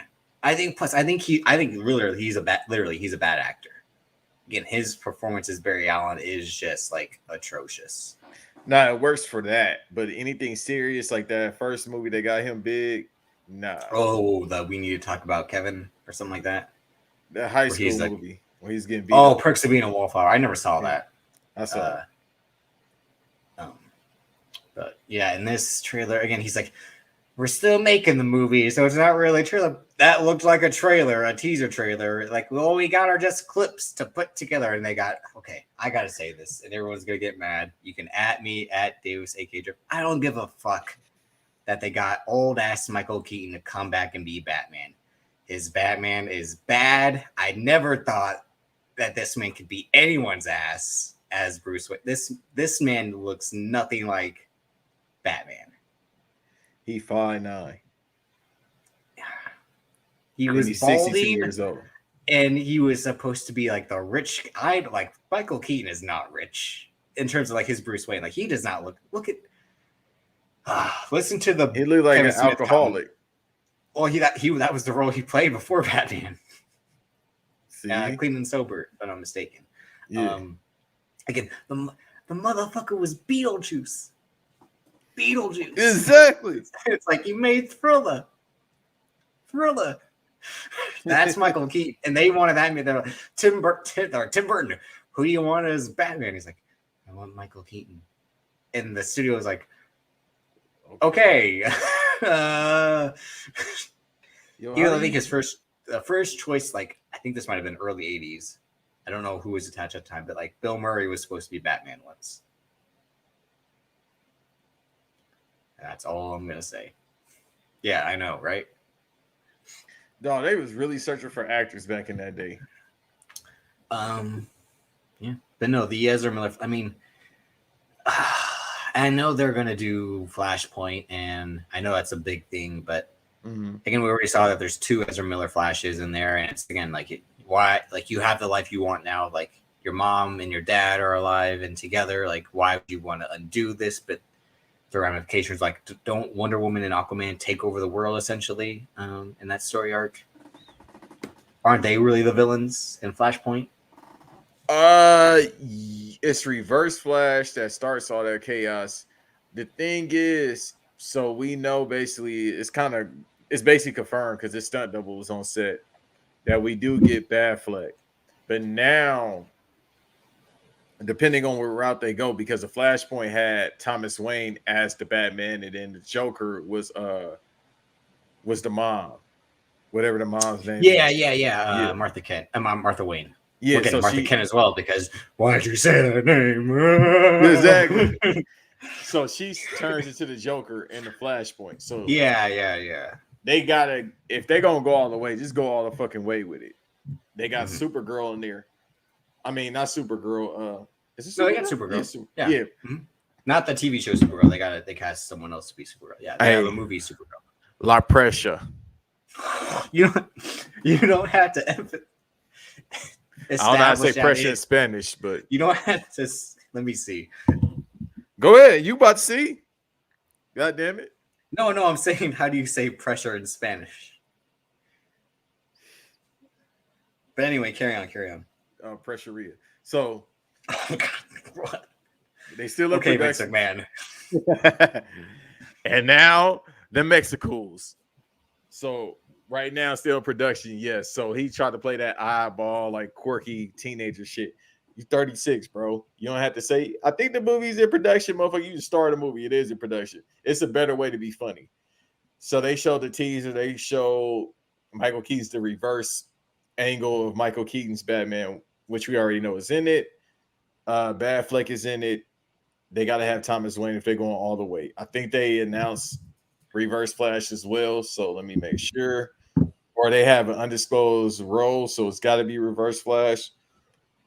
The thing is with the movie too, I don't think they're going super serious with it. You could tell, obviously, which is fine. Like, if you can give me some like funny style, like Shazam, with serious moments, that works for me, because Shazam, you still got to see that. Trust me, it's fire.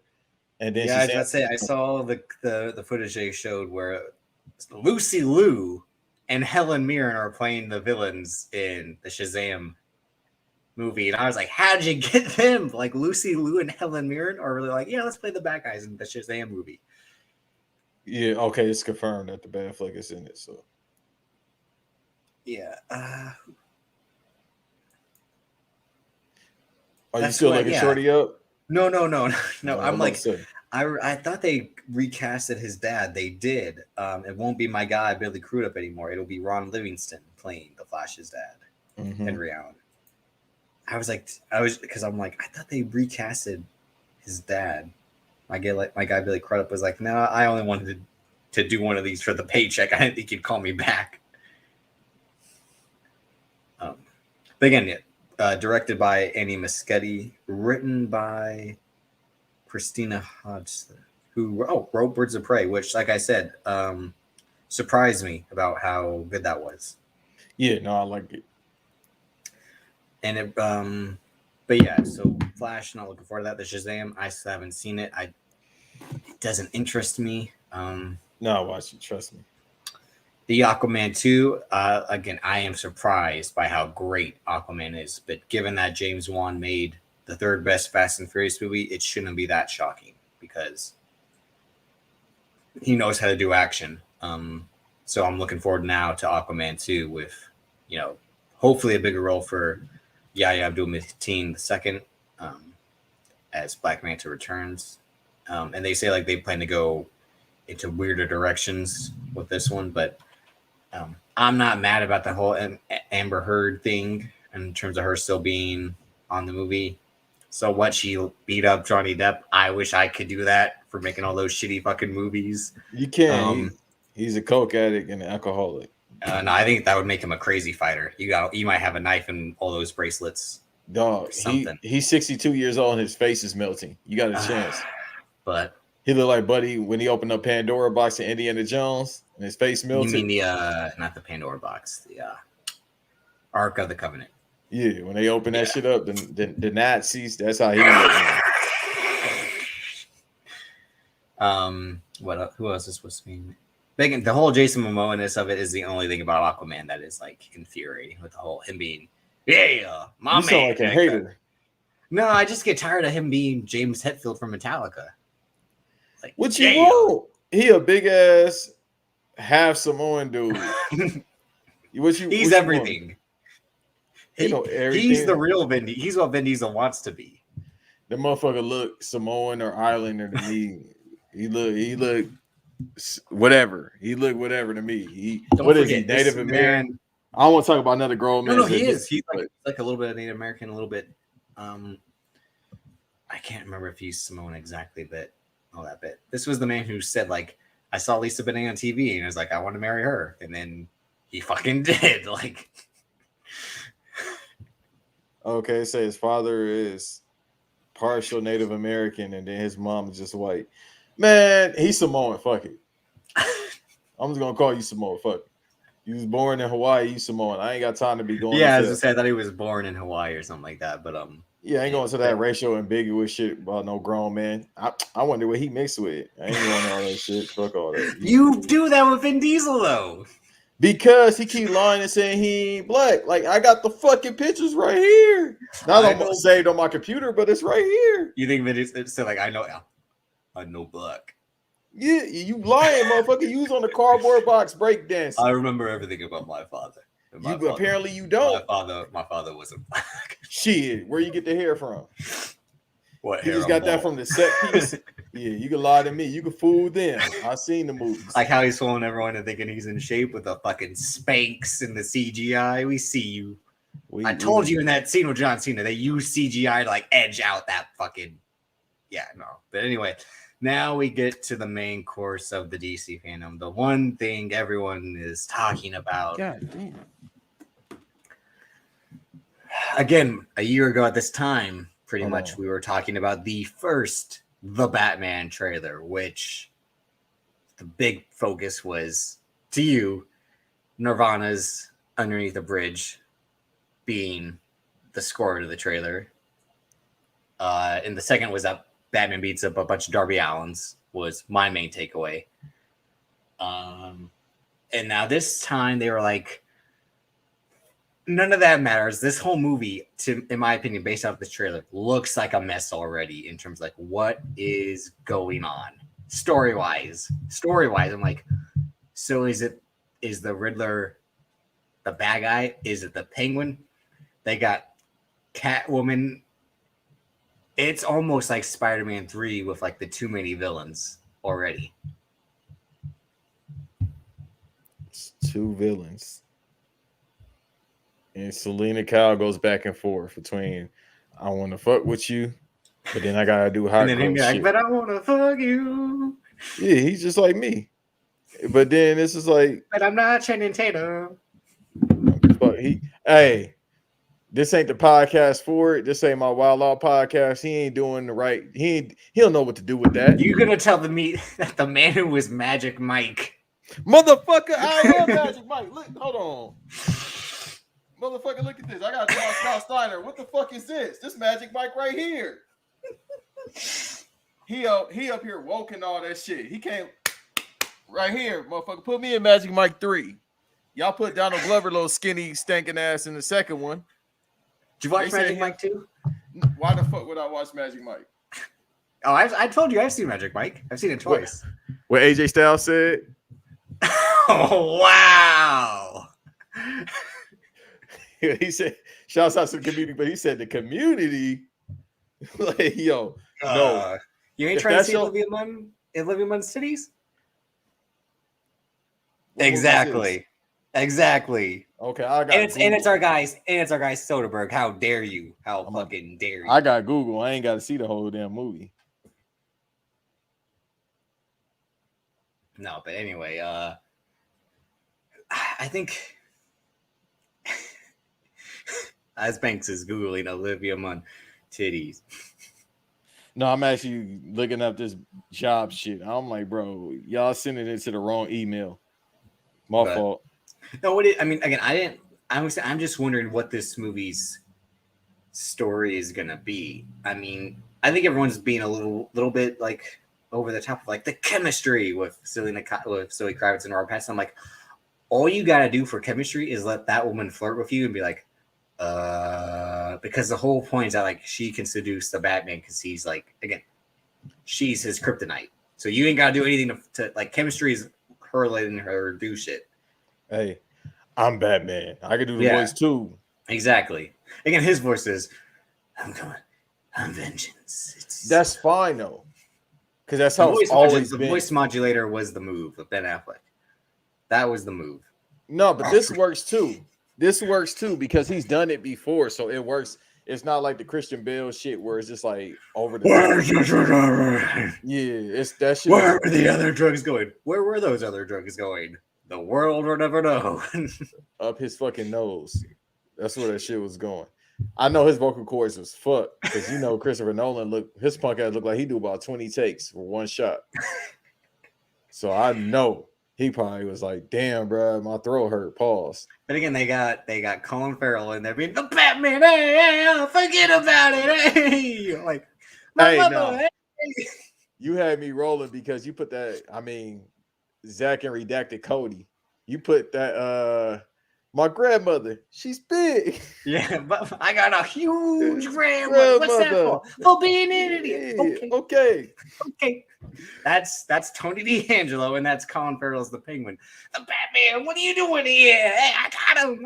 And then so Colin Farrell. What episode was that again? Because I haven't seen. I think that was like almost every other Amanda show was that and like the movie store family. Oh, you asked for Stuart Little, not Stuart Lipple. Oh, yeah. Or like you asked for X-Men, not X-Men. Yeah. Story Wars, shit like that. Yeah. Yeah. No, I remember that because I was too old at that point to watch Zach and Cody, but I think I seen like an episode. No, that's the Amanda show.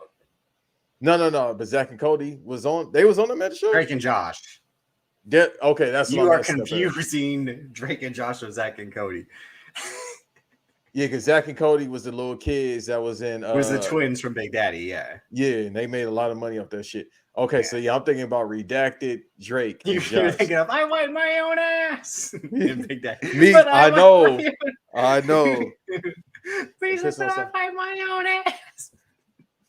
That movie's so sad. Oh God, that movie's so sad. Fucking hysterical. But no, it's good. That's one of the Hip Hop Anonymous. Damn, he always get the easy ones. We're gonna wrestle later.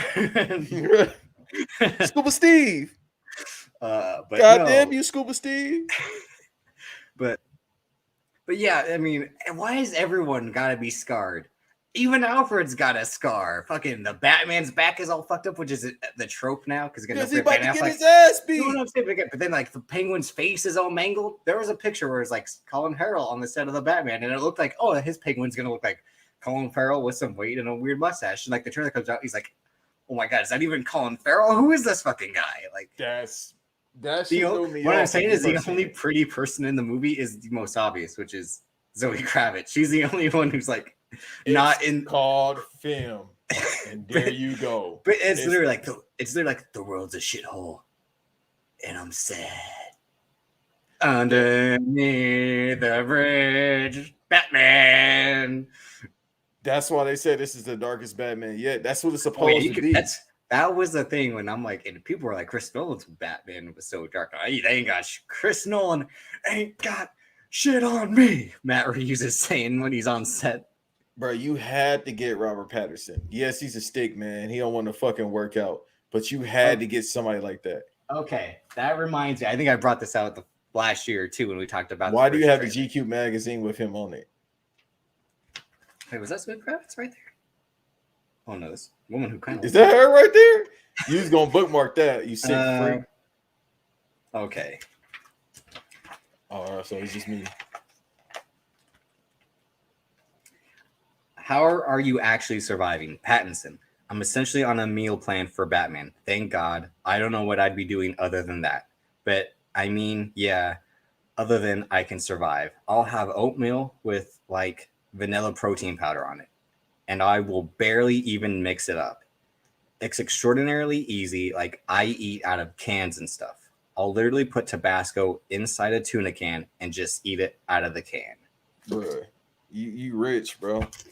You ain't gotta live like that. The Batman, everyone. He about to kill it. When you got somebody like that, he's about to kill it and then never come back. As I said a year ago, I've said it since day one. This man's John Calipari. He's one and done. That's fine. That's why they making an animated series. Because they like, fuck, we ain't trying to recast this shit for like the 6th time. Just make it a series, which is fun. Like, let's say this end up becoming like the greatest Batman movie ever. It's one and done. Cool. Fuck it. We got this. If they never do another Batman, we got this one. Are they gonna do another one? Yes, because it's fucking Warner Brothers. Can they not do another recasting for the next couple of years, please? Let's just. They could have had Nick Holt, who literally has nothing else to do right now. I just don't. That's when they would with the guy who literally would like to do every role besides this one. And then ask for that much money. He was, I'll take $1 million. It was just he took the role for the paycheck. Again, the whole $1 million. Like, he could have probably got more. He was just like, I'll take $1 million. But you see, again, he's saying he's eating shit out of a can. This man is a freak, and not like the Scott Steiner freak. He is like the. That's why this might end up being. It's hard to say this because The Dark Knight is this. It has potential to be the best one ever because you got the strength of the actor who was just out of his fucking mind, and we might not get it again. Which, I believe you. We probably never gonna get it again. The Batman is like, again, the whole thing about the Batman is like, this guy is mentally unwell and beats up criminals for a living. Again, the whole Batman broke my arm for an eighth meme exists because like Batman just does this shit because he's a sad boy emo with daddy and mommy issues, like, so he takes out on everyone else, and that's what he's going for. And I just hate the look of the hair, and then he has these weird glasses on, and it's just, again, this like skinny boy, like he stole my whole fucking floor. And maybe it's a method to that man. Obviously, we know he just didn't want to gain weight because he's lazy. Yeah. But it's just a point. That's me. Again, like, I'll work out. Eventually. You and Cody Drake, both of y'all skinny motherfuckers. Y'all will. But he's tall, so he can't. But like, he's tall, so it works out. I'm short. I don't give a goddamn. He's 6'5". Pick up a goddamn weight. Pick up a 6'5". But I say I'm short, but then also I can't do the John Silver thing where like I'm 5'5" and be jacked because then my body looks like disproportionate because it looks like I can tip right over because I'm fucking so Crash Holly was like 210. God rest his soul, and he's dead. Exactly. Well, it's not because of steroids; it's because of other shit. He's popping perks.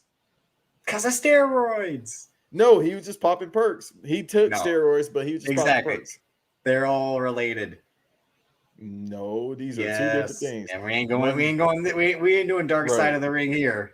No, but I'm saying it's about the Batman, right? How do we know this motherfucker ain't gonna be popping perks?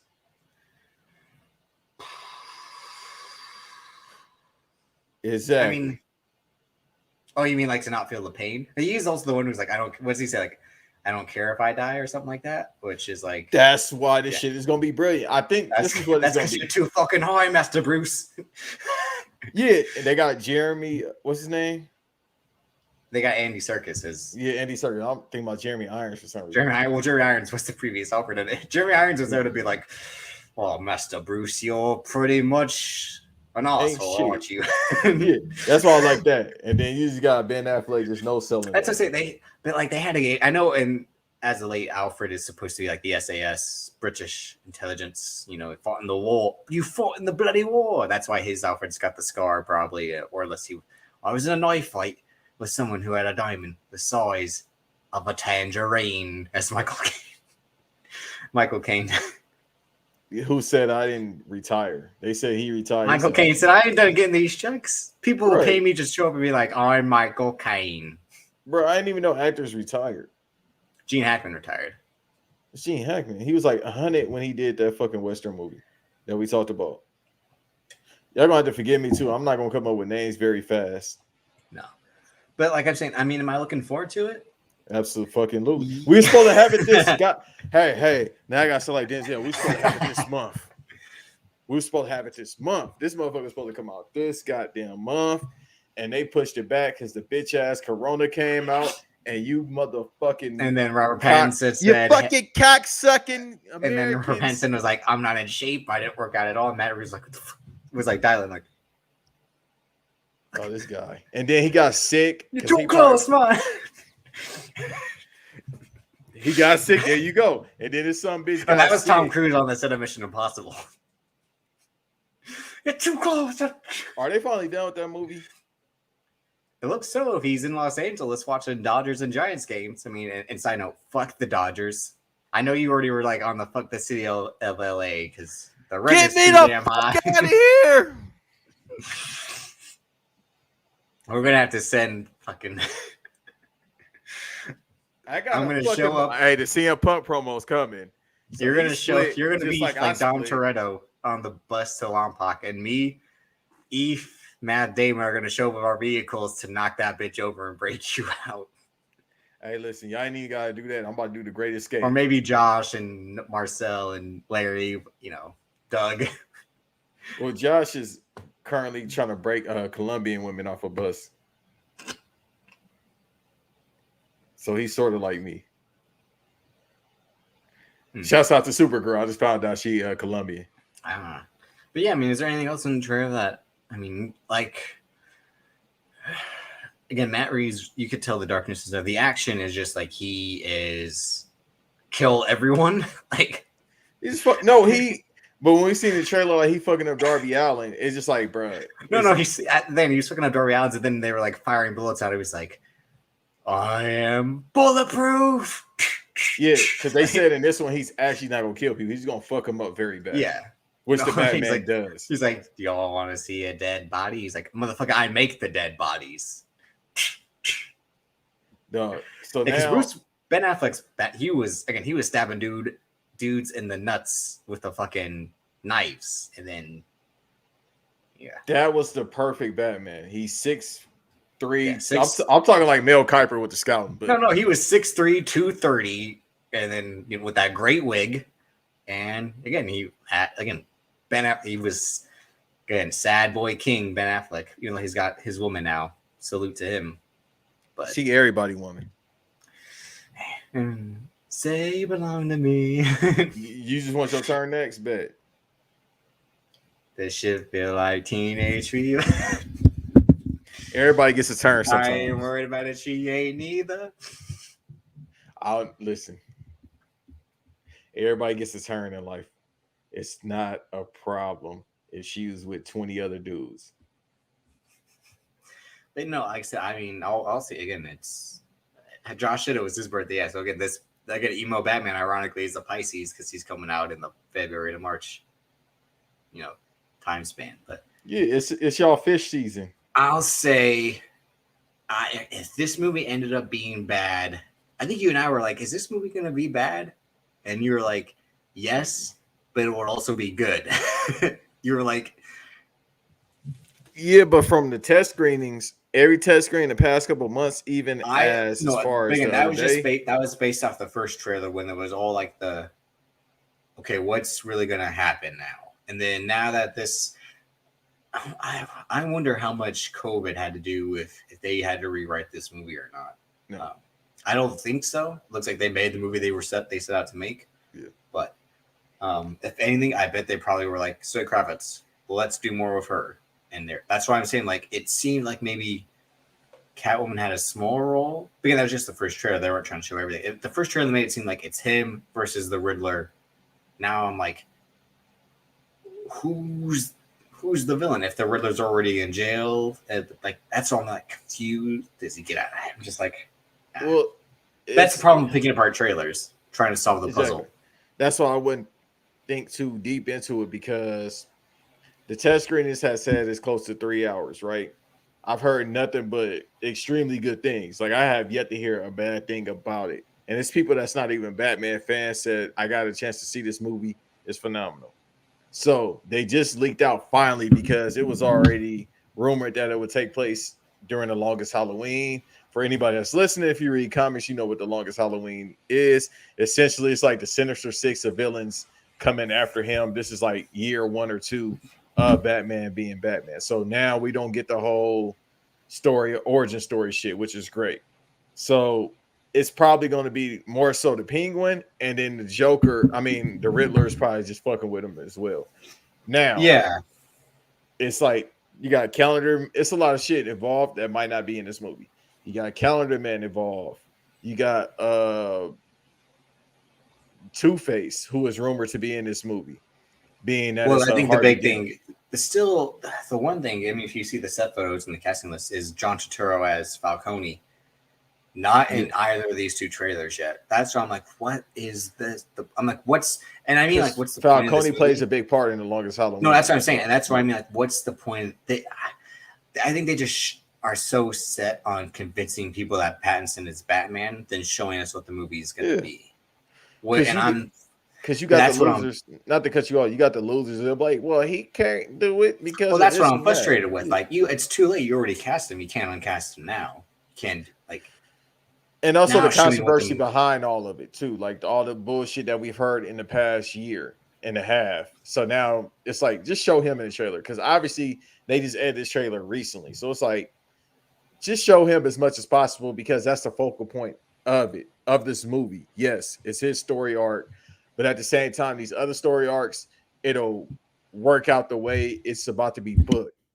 But we know, because people will see Robert Pattinson, they're going to fucking whine and bitch and complain like they always do about most comic book movies to begin with. They do this with all comic book movies. But with this one, it's because it's being recast 1,000 times, and they got the guy from goddamn the vampire movies. That's what people going to say. My dad, big Robert Pattinson guy. Loved him in Goblet of Fire, and then big Twilight guy, my dad. So y'all got to go see it together. So it works out. My dad would be a great podcast guest, but also a terrible podcast guest, because he has great insight. But I also like, what would he say? Not even like a problematic, or just like my dad would be like, "What did I tell you that my dad said?" And then you're like, "Oh yeah, he can't come on," but you were agreeing with him. Oh, well, I did tell you that my dad is Christian over Edge, and you're like, "Great man." And then I told you he said something about, and you're like, "As much as I like to, yeah, we can't have him on the show if he's going to say something like that." But you say shit pretty much the same. That's what I said. You might as well bring him on. Maybe. But yeah, big Pattinson guy. I got to see him on BRP. That's really the move, is to have all my dads in one place. Yeah, no, I got to see that. Him on BRP, that should be classic. For him to tell Matt, why didn't you pay his child support? Matt to be like, I got other shit to worry about. Like, right. Now that's a podcast. And because he's older than them too? Yeah, only by a few years, again, because Matt is 48. My dad's 47, so Matt is actually older than my dad. So I swear Matt was 52, but you're right. But yeah, like I said, I mean, Pattinson at this point, it is what it is. I didn't like it when it was announced, but at this point, just show me what the movie's going to be instead of trying to convince me. Again, because you can pad the suit, all that.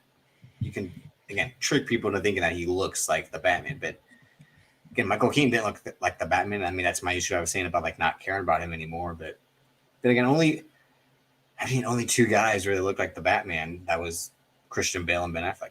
George Clooney looked like Bruce Wayne, and then Val Kilmer, he did an all right job. It's kind of forgotten, but it was the thing where like Val Kilmer, He was Batman once. Right, because it's Val Kilmer being Val Kilmer. And I think Robert Pattinson is going to follow that same path. Just like, hey, I was Batman once. Cool. Brother, I think he's about to put on the performance of a lifetime. And it's not because of check, because they didn't pay him as much as he should have asked for. Is that the move? Remember we talked about seeing Fast 9 together? Is the move for you and I to see the Batman together? Listen, I'm going to see this movie a couple times, so it is. It don't matter. I'm trying to see it with somebody else. So, listen. Oh, I know. Yeah, I mean... I'm trying to see it with somebody else as well. Yeah, happy birthday. Again, I already said it before, happy birthday. But... Oh, that's who you was talking about. Yeah, who else you think I was talking about? I ain't got no girl. Know. Every day is somebody's birthday. I don't know. No. She knows who she is. Fast 9 is still a terrible movie, by the way. And she can't convince me otherwise. Well, it's a woman's perspective, so I ain't gonna listen. I ain't gonna tell a woman she's wrong. I will. But you are wrong. Wrong as a motherfucker.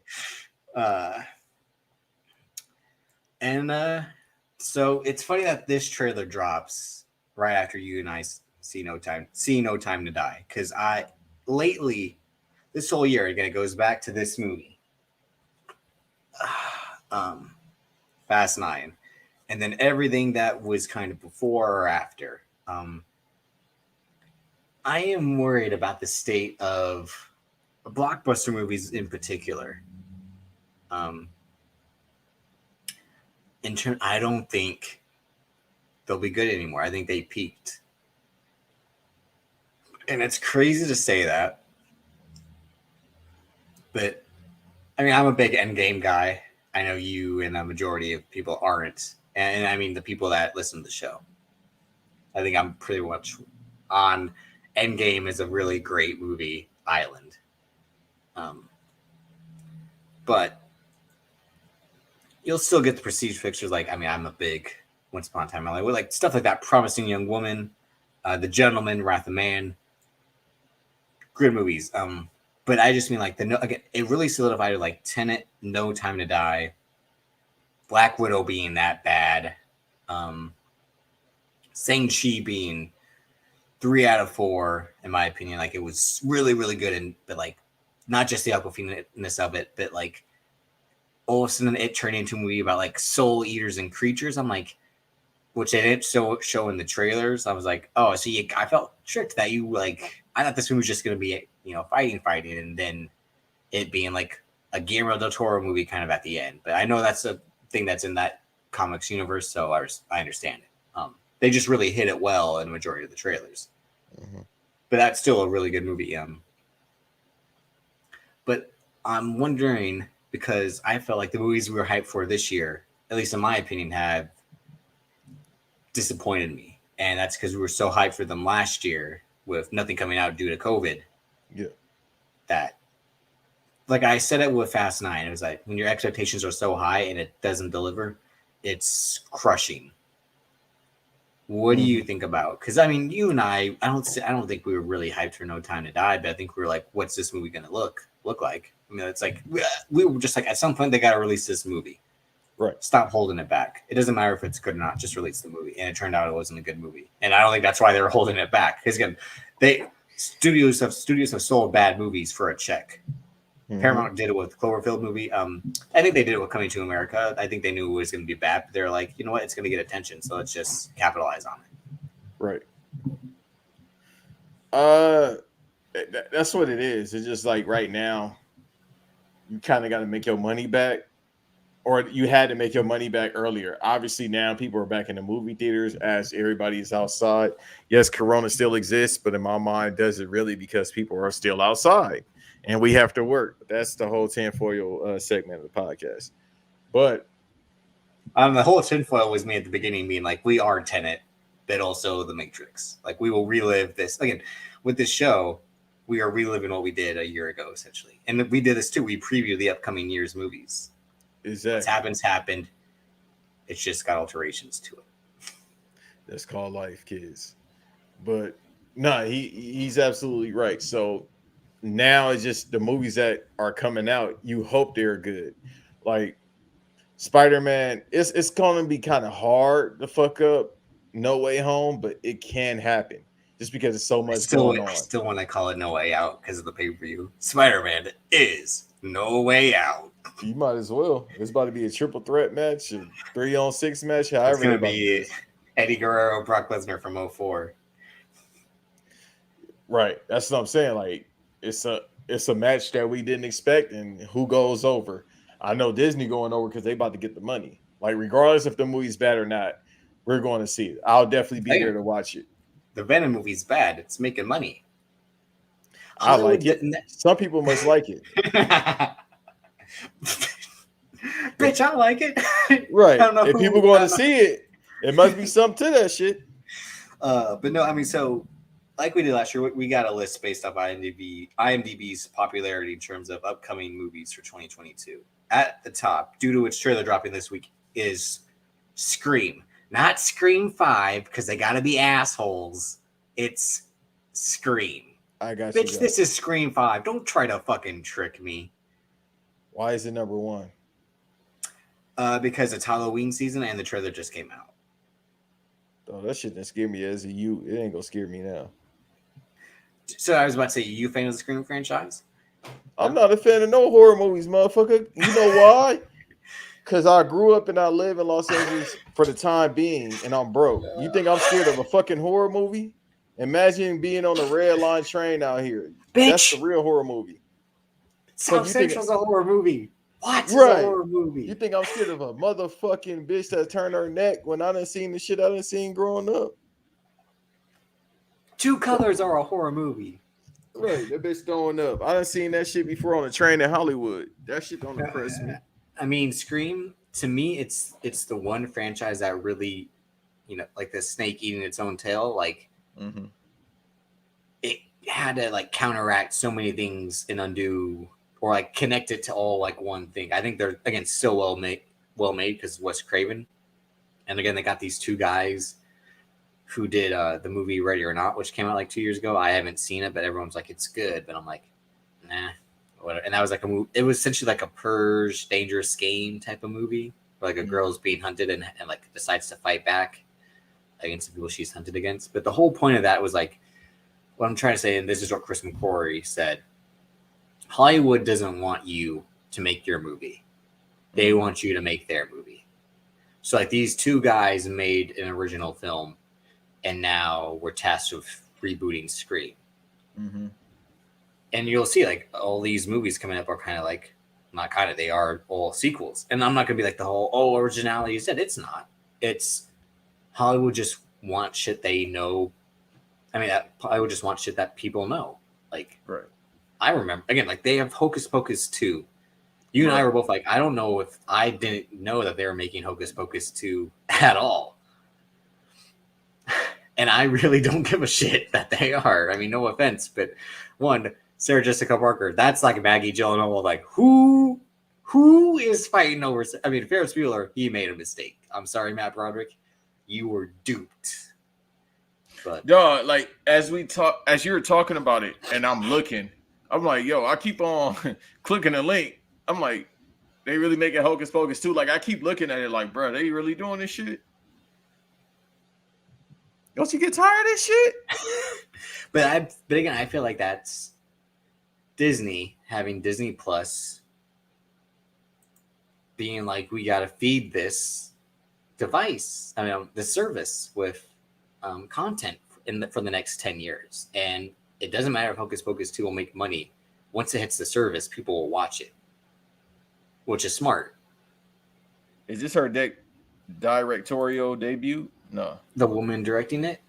It looks like it. For a feature film, yeah. But next up is, and I saw this trailer, and they need to lock this man up. It's the 355. Hollywood needs to not send Simon Kinberg to Hollywood jail, but to real jail. You talk about a finesser. This man is a con artist. This trailer is an abomination. I don't get it. I saw the trailer to this and I was like, yo, this got to be a parody. Exactly. And they gave away the whole movie in the trailer. And it's supposed to be like a female empowerment movie. And they got the guy. Simon Kinberg to make it, to write and direct. No. This is the guy responsible for Fantastic Four, for all the shitty X-Men movies post First Class. Simon Kinberg. He wrote Jumper, which one of my favorite bad movies. He also wrote Mr. and Mrs. Smith, again, another favorite bad movie, but no, they need to lock this man up. He a legend at the bank. Exactly. Again, no, he's a finesser. He's a con man. He's like, oh, I got an idea for you. He was supposed to do like all this shit for Star Wars. No. They bringing back Logan's Run? Well, they were trying to with Bryan Singer. Bryan Singer for years was trying to make that movie. And then they were going to hand it off to my guy, Nick Winding Refn of Drive. He was going to try and make it, but no, it's just stalled. But yeah, this movie, that's money laundering is that movie. Because the whole point is like, we got a woman from every country to be in this. They got Jessica Chastain, Penelope Cruz, Lupita Nyong'o, Diane Kruger, what's her name? Bing Bing Fan. Bing Bing. Fuck you. That's her name, people. Don't get upset. But yeah, no, this movie is just garbage. Knives Out 2, which is going to Netflix, we discussed. It's got King of Getting Them Checks, Daniel Craig. Ryan Johnson is returning. And again, this movie has the cast of casts. It has Leslie Odom Jr., Catherine Hahn, who is Agatha from WandaVision, Dave Bautista, Ed Norton, like I said, Jessica Henwick, Kate Hudson, Janelle Monáe. Fuck her. Yeah, but yeah, everyone is in this movie. Have you seen the first Knives Out at least? You know what's crazy? I was gonna tell you that. So I actually was about to start watching it like a month ago. I watched like 5-10 minutes of it and turned it off. I was like, no. The movie's actually fire. It was just late at night when I watched it. I was like, I don't want to fall asleep on this. I actually want to watch the movie. Yeah, you should. It's really good. Yeah, no, I was like, okay, I need to watch this shit. That's why I stopped, because it's on Amazon Prime. Again, great performance by the late Christopher Plummer, who at like 80 something was still acting his ass off. Why are you doing this? Also a good non-Captain America Chris Evans performance. I'm gonna kick the devil's ass. Vengeance! I'm gonna kick the devil's ass. Yeah, Leslie Odom Jr., who is Sam Cooke in The Future. One Night in Miami, who was This famously Hollywood. famously he was casting. Yeah, famously he was Aaron Burr in Hamilton. But Stop. What we just say about The Exorcist? oh, in terms of oh no, I know they announced that a couple months ago. Yeah, they got because they're gonna read Jason Blum, the horror genius that is Jason Blum, is gonna like redo all the old horror classics. You can't scare these fucking kids. These movies were made to scare kids. No, he can, because that's how he made his fucking money. Dog, you think these fucking kids with their little Fortnite motherfucking dances and shit scared of this?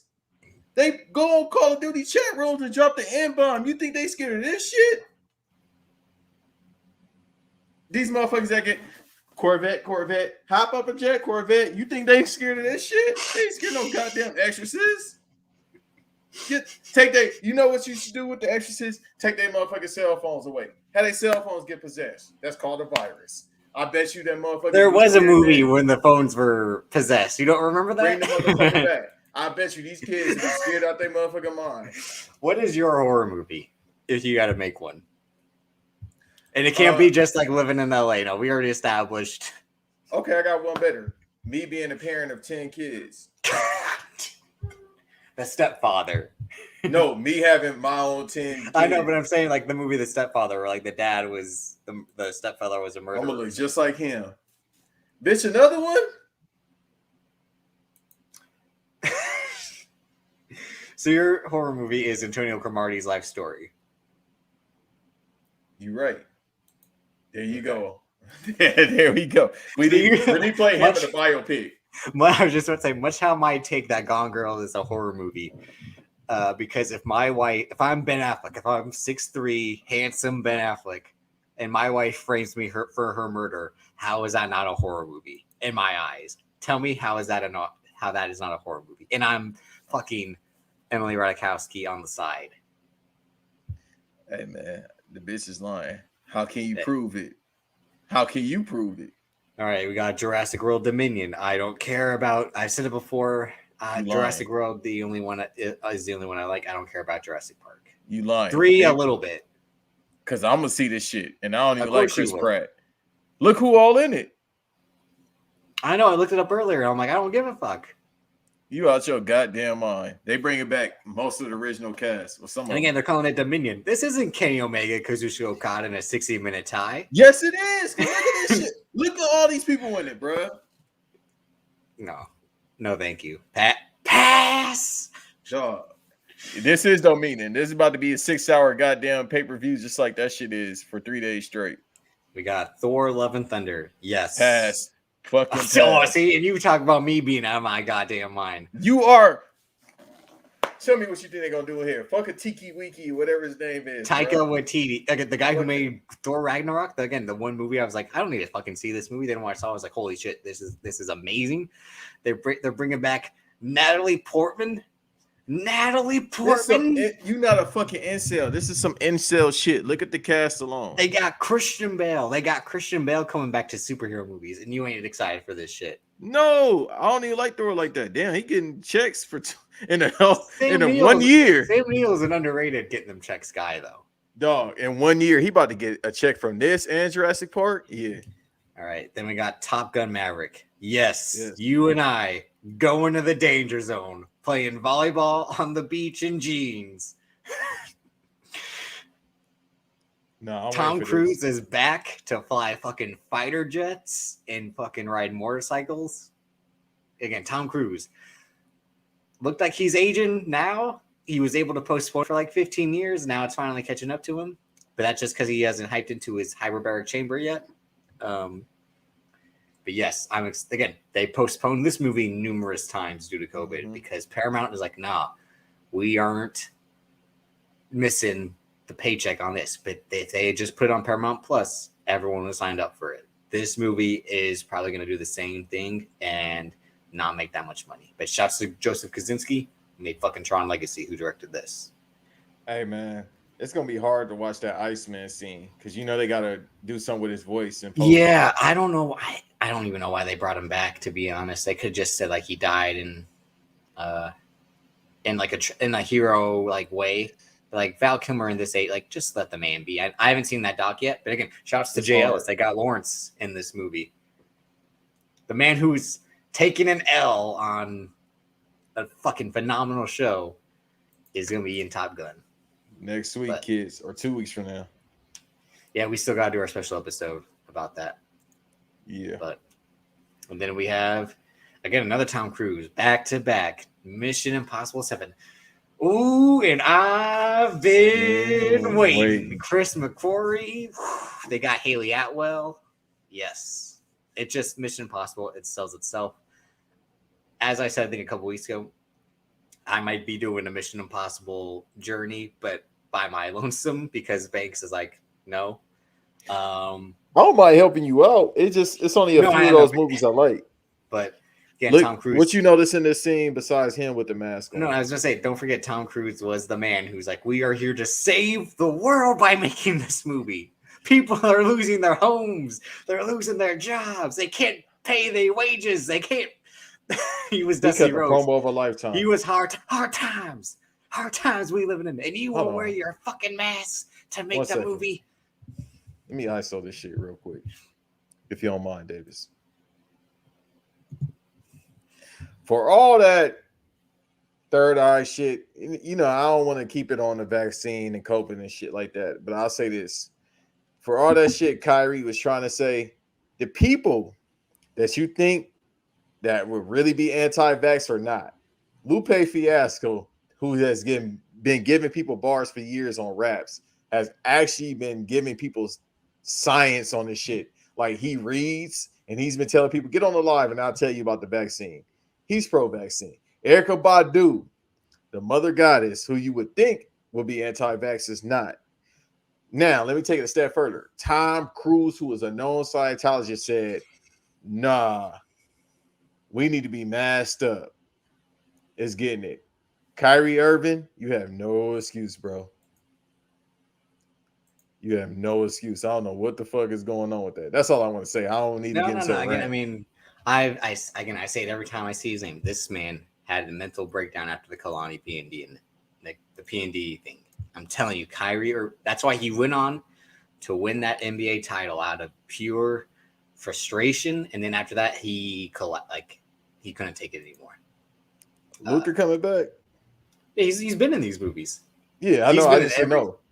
Yeah. Chris McQuarrie tells a story about how I think it was 2017. They were at CinemaCon and they had a Tom Cruise retrospective, and then Ving Rhames was there, and he's like, you know what? The world needs more Tom Cruise or something like that because of Tom Cruise, I'm a millionaire. So I love these white people or something like that. Like I love this white man. And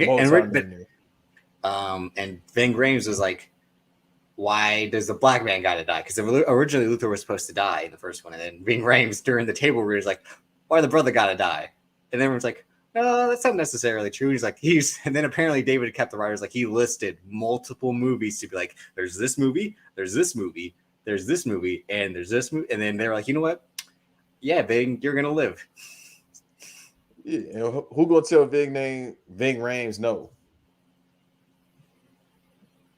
Again, the whole point of Ving Rhames being Luther Stickle, the hacker, is Ving Rhames is the size of an offensive guard. He is Orlando Pace. Yep. And he's in the car with the computer.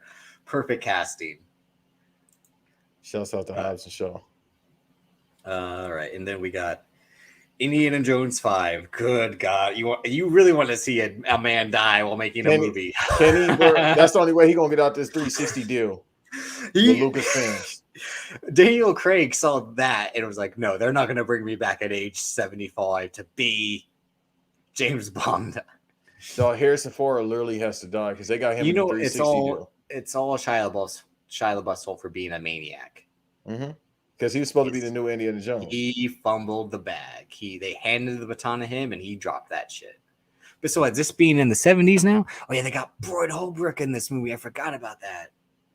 The plot is unknown, but from what I heard, it's supposed to take place around that time period. Because at this point, it would be the 70s. Yeah, because it's the 50s in the Kingdom of the Crystal Skull. Because Shia LaBeouf's a greaser and all that. He's basically Fonzarelli. Hey.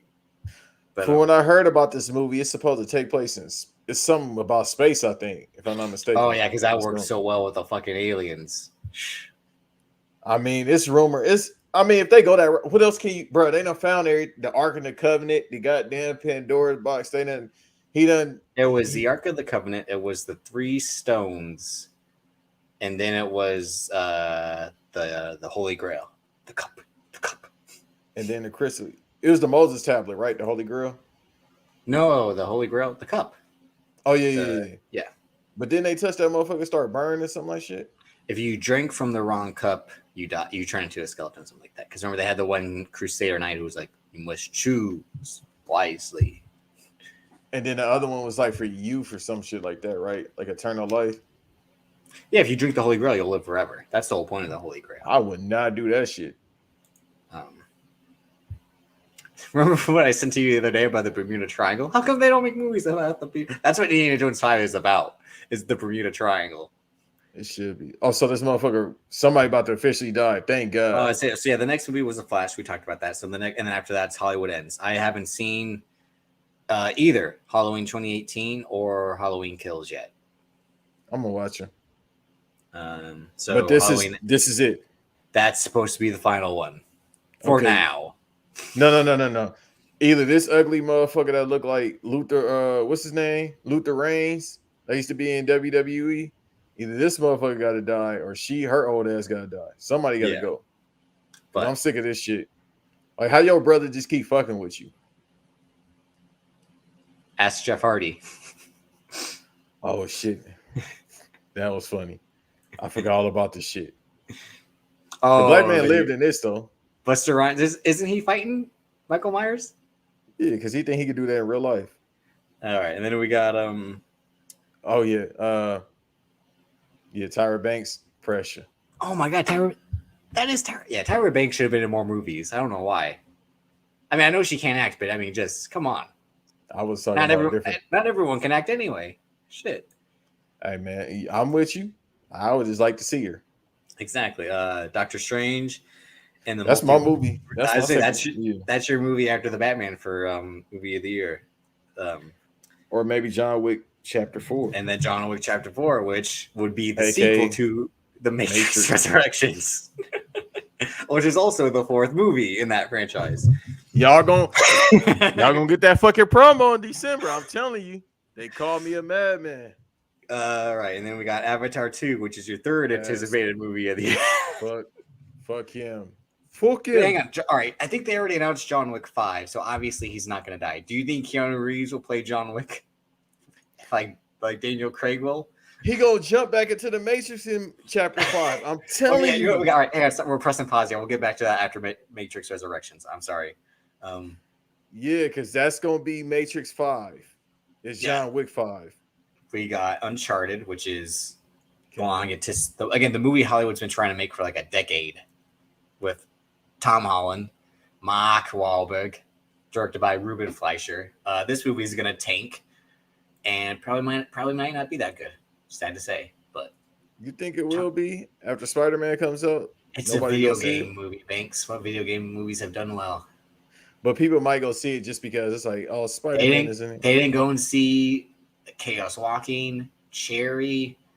They didn't watch his Netflix movie with Robert Pattinson and Robert Pattinson doing that accent. The Devil All the Time. Yeah, they're not gonna. No one's gonna see that movie. There's Transformers: Rise of the Beast, which finally they're doing. The Beast Transformers. I mean, they started production with your guy in terms of you knew him kind of Stephen Cable Jr. at the helm. Yeah. Not a bad choice because I was a fan of Creed 2. So finally looking forward to Beast Wars and all that. Death on the Nile, who gives a shit? That movie can't even come out due to Armie Hammer being a psychopath. Fantastic Beasts. I was watching the Harry Potter movies last weekend. I still haven't seen the Fantastic Beasts franchises movies. Morbius. Pass. Hard fucking pass. Even though it's got Tyrese in it. Man, he got CT. I don't care about him. Don't Worry, Darling, which is Olivia Wilde's second movie. Black Adam. We already talked about it. A Hellraiser reboot. Huh. It's not going to work on the kids, but all right, I'll watch it. I seen the other ones when I was a shorty. Ooh, Havoc. Gareth Evans' new movie. Click on this one, number 24. The story is set after a drug deal gone wrong when a bruised detective must fight his way through a criminal underworld to rescue a politician's estranged son while unraveling a deep web of corruption and conspiracy that snares an entire city. Gareth Evans, again, director of The Raid 2. This movie stars Tom Hardy, Timothy Olyphant, Forrest Whitaker, and Louis. This movie's going to be phenomenal. Yeah. Who else has it got? Yeah, this movie's going to have. There's this one YouTuber who makes video essays about action movies who got to see the pre-production they were doing on this, and so like Gareth Evans is doing action, was conceiving new ways to do action scenes. So this movie's going to kick ass. You gotta send that to me. He didn't show anything. It was just like I'm on the set in, I believe, Wales because Gareth Evans is Welsh. But wow, I hope this movie comes out. So Black Panther: Wakanda Forever. This is still the most interesting movie in the MCU in terms of how they handle the late great Chadwick Boseman's passing, and now Letitia Wright being an anti-vaxxer. Apparently, she shot those rumors down. Yeah, I mean, I was about to say if those rumors were true or not, but still, overall, how this movie fits into the MCU is fascinating. Mm-hmm. But regardless, Black Panther, top 4 MCU movies to me. One of my favorite. That's really I spoke too soon about the best performance by a villain. It's Killmonger at number 1. Brooks and Laura is still top 5 though. Mm-hmm. We got Babylon, which is Damien Chazelle's next movie, the man who made Whiplash and La La Land. I'm looking forward to that. Hustle, which is, do you know what Hustle is about, Banks? I'm reading it right now. It's basically Adam Sandler doing what he does in his off time. Like I've been seeing him hoop. It's his passion project. Him doing 'cause- basketball. He's been waiting 18 years to make this movie. No, because he be just like randomly hooping with big ass and one mixtape shorts. And if I'm not mistaken, yeah, one of the Hernan Gomez brothers is the star of this movie. I think it might be Juan. Let me see.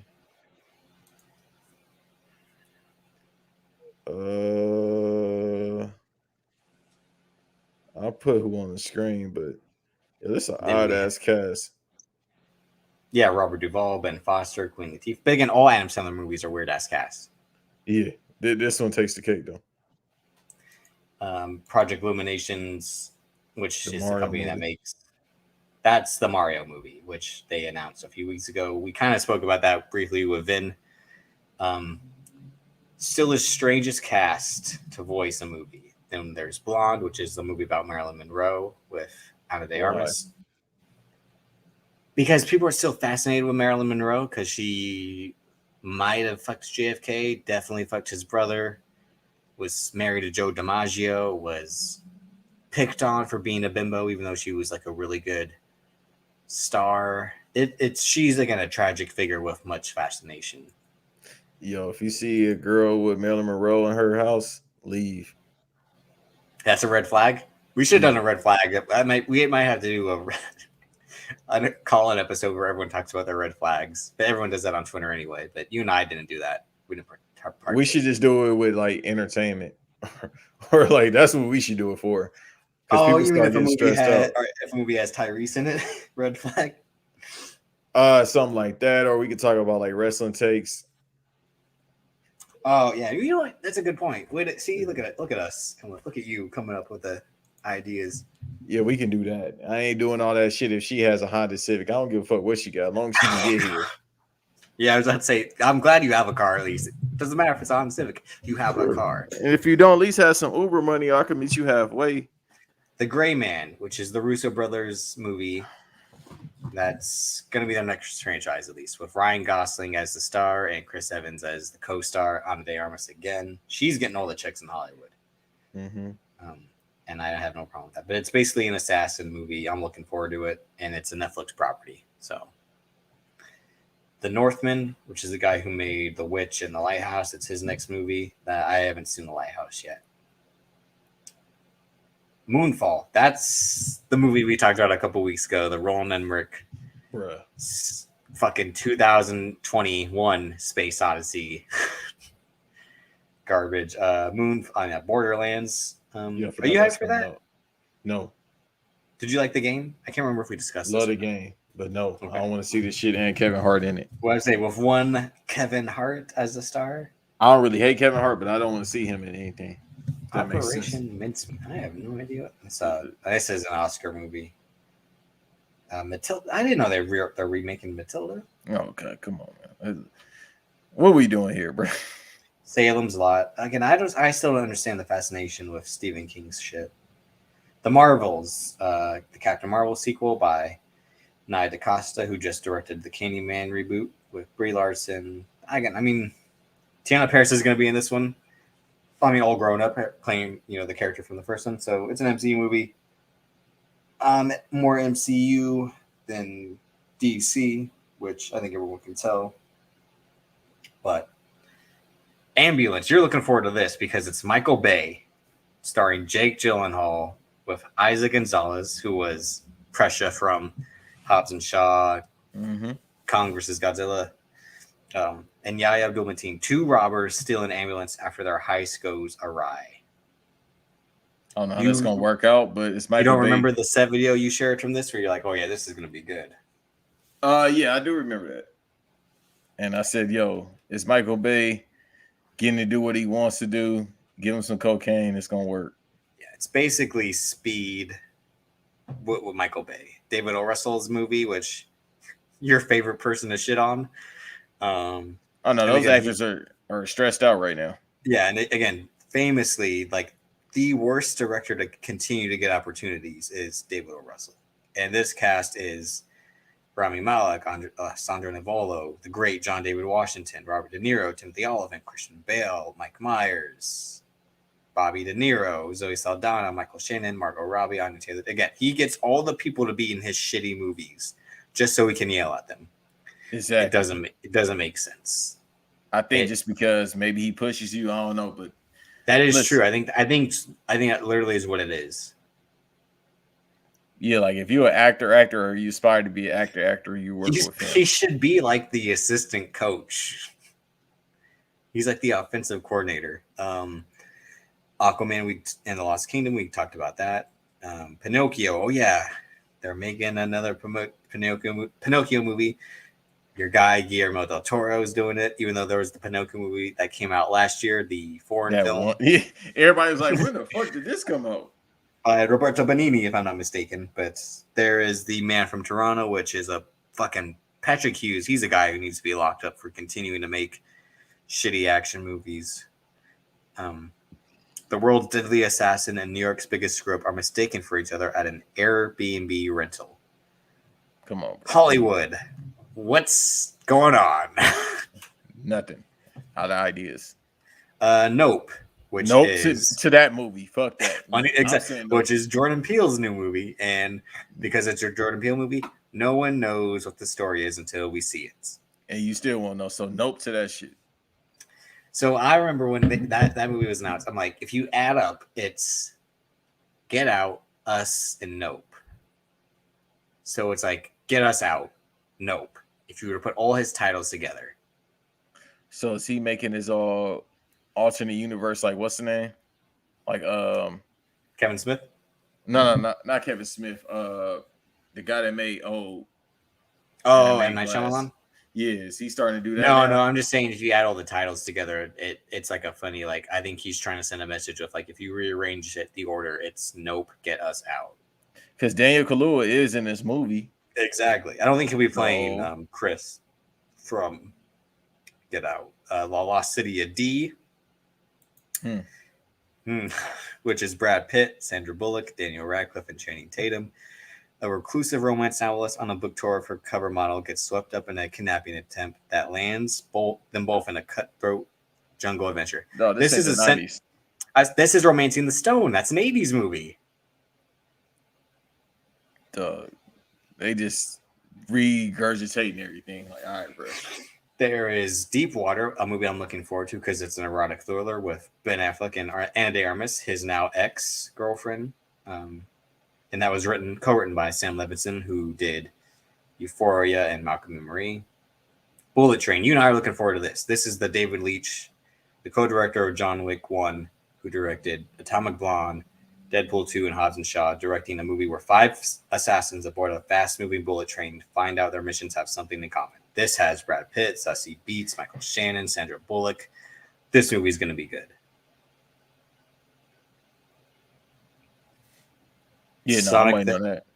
Sonic the Hedgehog 2, in which Idris Elba, the great Sir Idris Elba, is playing who, Banks? Knuckles. Can you think of a funnier casting in movie history than that? You know what? And then my name's Knuckles. That's fire. But you gotta remember too, Shamar Morris in this shit. What are you? Some sort of hedgehog? Brixton. Brixton. I am not Brixton. I am Knuckles. And you know what? This was a movie that I was really anticipating, and they somehow altered it or maybe that was bit. This is Guy Ritchie's next movie, Operation Fortune. Ruse de Guerre. MI6 agent Orson Fortune and his team of operatives recruit one of Hollywood's biggest movie stars to help them on an undercover mission when the sale of a deadly new weapons technology threatens to disrupt the world order. Jason Statham, Josh Hartnett, Aubrey Plaza, Carey Elwood. It's Guy Ritchie, so I'm already in. This is January 21st. I'll be there. So we starting off the year hot, though. Yeah. And then the Division movie with Ross, I didn't know that David Leitch dropped out and fucking Ross and Marshall Thurber took over. Oh god, that movie's gonna be awful with Jake Gyllenhaal and Jessica Chastain. Bruh. It's not needed. It's based on the video game. I actually like the video game, even though it's not a lot to do once you start getting to a certain level, but it's not legal. Now, in the near future, a pandemic virus is spread via paper money on Black Friday, decimating New York. We'll just do a few more before we finish up. The Adam Project, a man must travel back in time to get help from his 13-year-old self. This is by Sean Levy, who made Free Guy, and again, this stars Ryan Reynolds as well. So you'll be looking forward to this. Did you like Free Guy? No. The Unbearable Weight of Massive Talent. This is a movie where Nick Cage plays Nick Cage. So I know you're going to be seeing this movie. With the great Pedro Pascal. The Mandalorian himself is also in it. He about to go crazy, bro. He been going crazy. Yeah, but this one, he like, oh, I'm playing myself, bet. He get cast in a Tarantino movie. What the fuck? The what? You see that? What?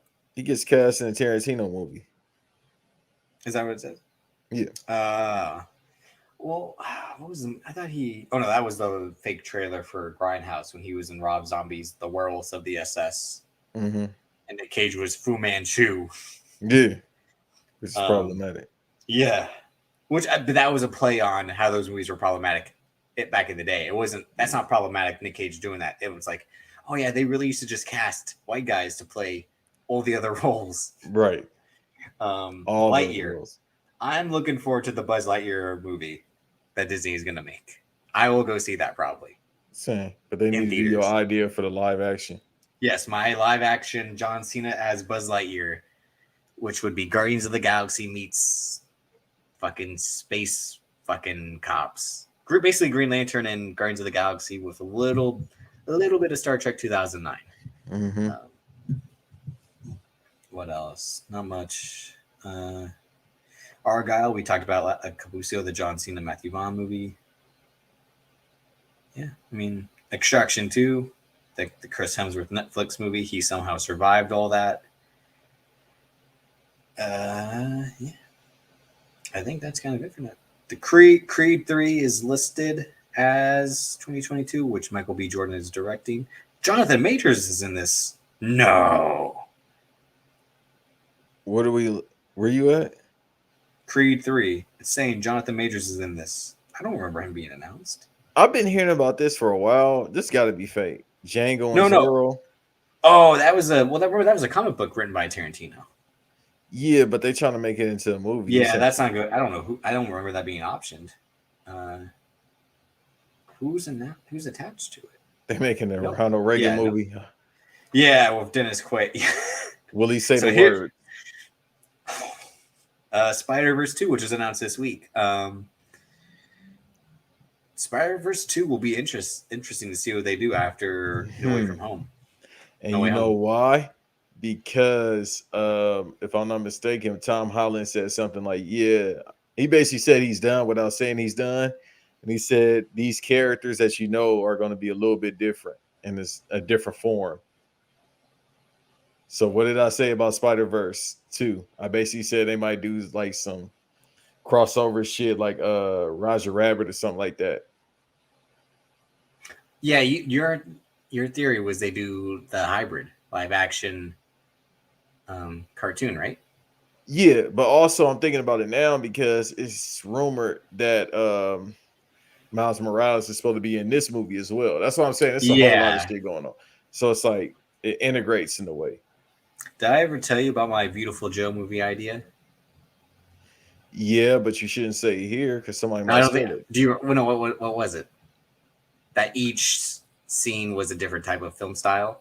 Yeah, which would be insane because that's one of my favorite games ever. But you would do computer generation, then you would do claymation or like puppetry, and then you would do black and white. Yeah. I've been seeing this for years now, and I'm like, bro. Yeah, I think we talked about this last time too. The Passion of the Christ Part 2, right? Yeah, I don't. On events that occurred 3 days between the crucifixion and the resurrection, which is Because you again, it's 3 days later. I'm back, bitches. They're like, what the fuck? What you want to say 3 days before? He was sitting up in the goddamn casket. He was like, dong. And this dude, the dude that played the Star, he said he's still like paranoid from that shit. Jim Caviezel? Yeah, he said, nah, bro. He said some shit was going on when they made that movie. No shit. No, I mean, yeah, because Mel Gibson's an anti-Semite. What do you mean some shit was going on? Right. He said he got sick and all this type of shit. Yeah, it's just like the Shorty on The Exorcist. She was going through it. Yeah, motherfucker, Yeah. y'all playing with them fucking forces. Leave that shit alone. There's All the money ain't Bob's good Burger. money. Bob's Burgers, the movie. I'm watching. That'll be interesting.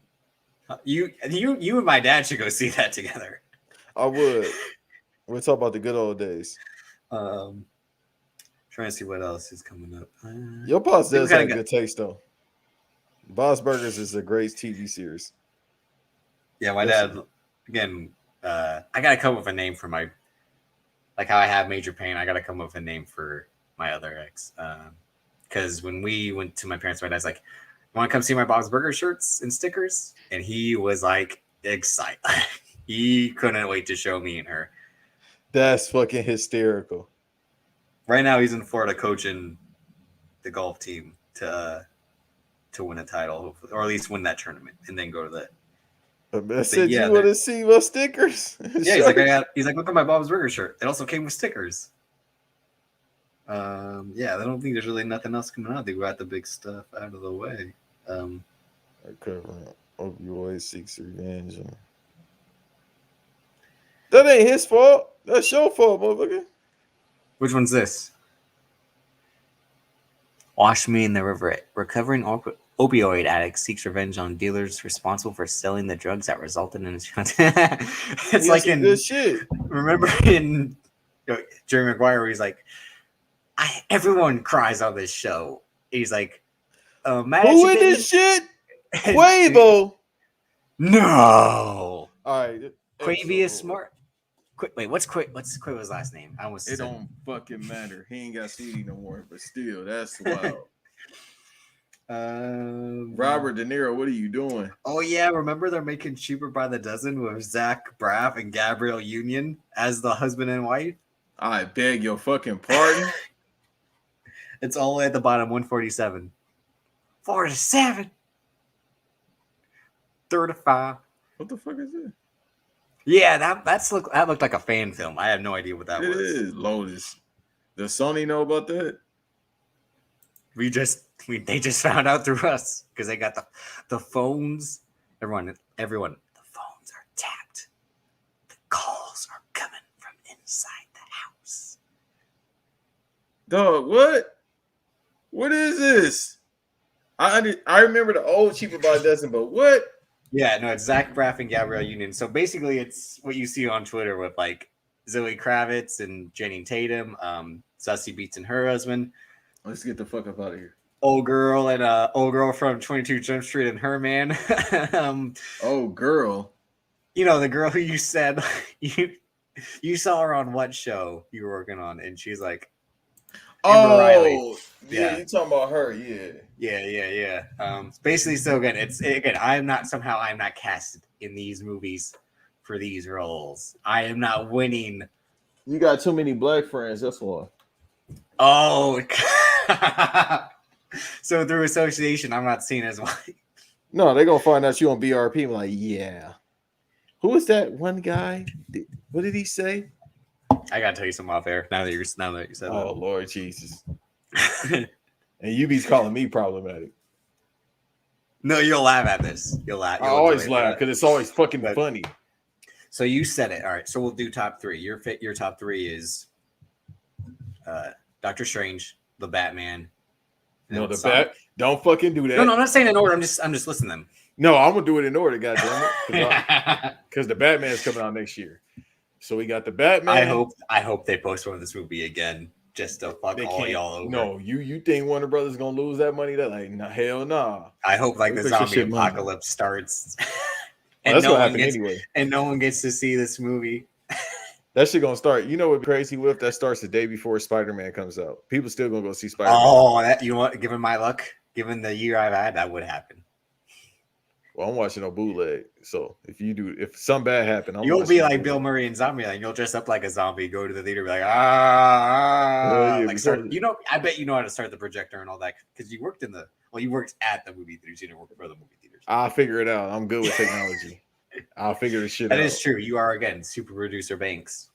Either that or I'm gonna steal the DVD or Blu-ray copy and keep that shit. That's what I want to do. Take the reel. But you don't even have a projector at home. You're just taking looking at the film strip like. I'll figure it the fuck out. It's a zombie apocalypse. What are they saying? Let me go find a projector right now. I'll figure this shit out during the zombie apocalypse. I'll be in this motherfucker watching it. Like I'll be like Sting while the world crumbling, watching this shit. The Batman. I'm gonna change the name of that movie. The Catwoman. That's the name of the movie now. It's now the Zoe Kravitz movie. She starred in it. Fuck, I don't care about skinny ass. The pussy on the pedestal. That look like that's some good. Literally, because she's Catwoman. Get it? That was my Joaquin Phoenix Joker. I got you. Get it? Right, I got you. So no, don't do the crying. Oh, don't do that. Doctor Strange multiverse. I was too. The Catwoman movie, Doctor Strange, John Wick, and then Sonic. Sonic got honorable mention. Okay, my top 3 would have to be all the artsy shit. Mission Impossible 7 at number 1. Fucking A. And I would probably have to put Havoc at number 2, which is the Gareth Evans film. The Gray Man at 3, and either honorable mention would either be Top Gun Maverick or Black Panther Wakanda Forever. Just because we don't know what that movie's gonna look like still. It's either gonna be very good or very bad. There's no in between because there's no way you can have. Oh yeah, Argyle, the John Cena movie. But as a show, that's our number 1 episode. Again, if we can talk to John Cena while he promotes Argyle, that would be the move. Anything is possible. We're gonna speak it to existence. Oh, the Guy Ritchie movie. God damn. See, I mean, again, all the artsy movies. Fuck, how's that an art? It's a Guy Ritchie movie. This is the guy who made a movie this year. Yeah, but you don't want to have fun. You don't want no VFX. What? Oh my god! You know what? Ugh. See, this is why the show is called Banks versus Davis, because this man irritates me, but I love him. Hey man, you just like all the women that go in and out my life. They don't love me though. I know what. Hey, again, you're talking. I'm looking at the man in the mirror. No, they could just be replaced. Anybody can be replaced. I have failed you. Next man up. Ain't that what it's called? I think so. But no, as I said to you yesterday, Bull, I don't want your life, and I have failed you. I don't want you to have my life. I want you to be better than me because I'll just tell you. It's too late. It's too late. Look, I'm already doing all these podcasts. I'm not in Muscleville yet. When I'm in Muscleville, you'll forget all about Coochie. No, I don't want. I don't want to. I charge to the wolf at night, as you saw my IG story. That's I'll be like Diddy in Good Into the Greek with the one like she remind me of pussy from the 70s. I miss that shit. I thought he was gonna say Mace. And you mean M-A $? The D, the I, the D, the Y is Diddy. The fuck is a Diddy? Weren't they like like in the video like you was having fun with your best friend. When you have fun with your BFF, that's what in you fucking do. Shiny suits. Oh, okay. I thought you were about to say something else. Whoa! Wait a goddamn. Whoa! Right. That was me during the rock being like, we are working on the best movie. Whoa!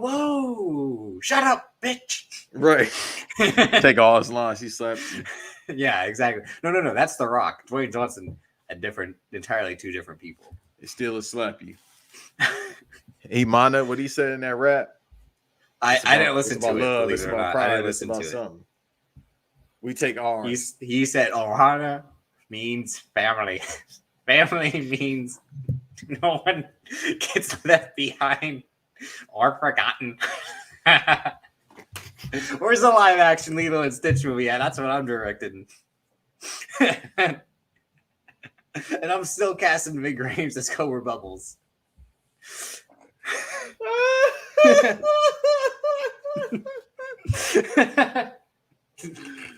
Bruh, that's hilarious. I forgot about Lilo and Stitch. They really should. They really should, though. So you want Dwayne Johnson to do the voice for Stitch? Stitch. That should be fire. He already got the with the motherfucker, hey, licking the screen and shit. Yo, that's hilarious. Do you remember the TV show? Yeah, of course. Of all the other ones. Yeah. They had a little TV show. Ving Rhames was in it. They didn't cut the check for him for that. No, he was. I looked it up. He actually was. Oh, so they cut a bigger check, bet. Yeah. Oh no, I think he was just like, hey. No, when we were doing, didn't we run down Ving Rhames' movie roles? It's like he actually was like a big star, not a big star, then a big star again. Like he was doing work for checks, you know. Again, he's like Sam Jackson. I'm a working actor. Exactly. It's just like being a prize fighter. Floyd Mayweather said, "Hello, I'm a fucking prize fighter." He was the fighter in Undisputed. That movie is terrible. It's just like I want to see Wesley Snipes and Ving Rhames punch each other. That entire movie is terrible, though. He was fighting Holiday Hart as well. But I guess we should wrap it up. Again, the next week's episode, hopefully it's a decent hour so we can have listeners call in, talk about their NFL teams, and that way I can either talk about how the Niners are shitting the bed with this Trey Lance thing, and Banks can talk about how about them Cowboys. Right now, if I'm not mistaken. We'll try to. Again, the way to get an invite to the show is to retweet this episode. That way we'll know who to send the leak to based off who retweets it. Mm-hmm. Again, we appreciate people liking or tweeting anyway, but this is a way to interact with some of y'all on another level. Again, fan appreciation, and also be a thing not to just for us to talk about our NFL teams, but I want to know why you root for your team and who your favorite player from that team is, your favorite moment, most sad moment. I'll get to hear who Banks' favorite Cowboy is. Probably not Mr. Cocaine Michael Irvin, who will rip out their throats and stomp on their necks. With that leather ass shirt on. He was. Yo, if y'all want to know how Michael Irvin is on cocaine, it's like look at when he was on First Take sweating profusely. I know it wasn't that damn hot in that building. You mean not the we're losing recipes? No, he was sweating. Bro, he was sweating like a motherfucker during. I'm like, bro, this is a TV show. It ain't that hot. Like they had them little paper towels for him. That shit was not working. He was like, oh my God, damn. No, bro, you gotta give him a towel, like a workout. He's towel. Samoa Joe. Dun. Well, that's why Joe maybe need to take some cocaine so he won't get hurt. Okay, whoa. All right, Vince McMahon, slow y'all know down. Hey, y'all know I fuck with Joe. He's one of the few good things that come out of the OC, but still. But yeah, so again, to participate, we might be going live as well for anyone. That'd probably be because we haven't gone live in a while either, and that's kind of been a thing we've been trying to figure out. But again, hopefully we also have some guests lined up through to Booker Man Banks, the man who knows everyone. I don't know nobody. That's a damn lie. But Banks, where can they find you on social media? At the BVD Pod. The BVD Pod. We'll try to get more interactive there. It's been quiet lately. We'll try to, except for this man who will tweet wild shit that he should tweet from his own account. Ain't no one trying to dress like Ezra Miller on their freak bull. Shit. I'm trying to dress just like that. But yeah, you can follow me on Twitter at Davis aka Drip, Instagram daviscoltondc. Follow the show on Spotify, Apple Podcast. Those are usually the best methods. It is also available on YouTube if it's not taken down for no good reason. But hey man, they be hating. They hit. I'll tell you off here what happened with Show Your Work. They hit us with, hey, don't say shit else. I'll tell you what happened. This was again a Tenet-like episode. We have relived this moment, and now we must move forward. What's happened has happened. In the meantime, we'll see you all on the next episode. But if it's the Matrix.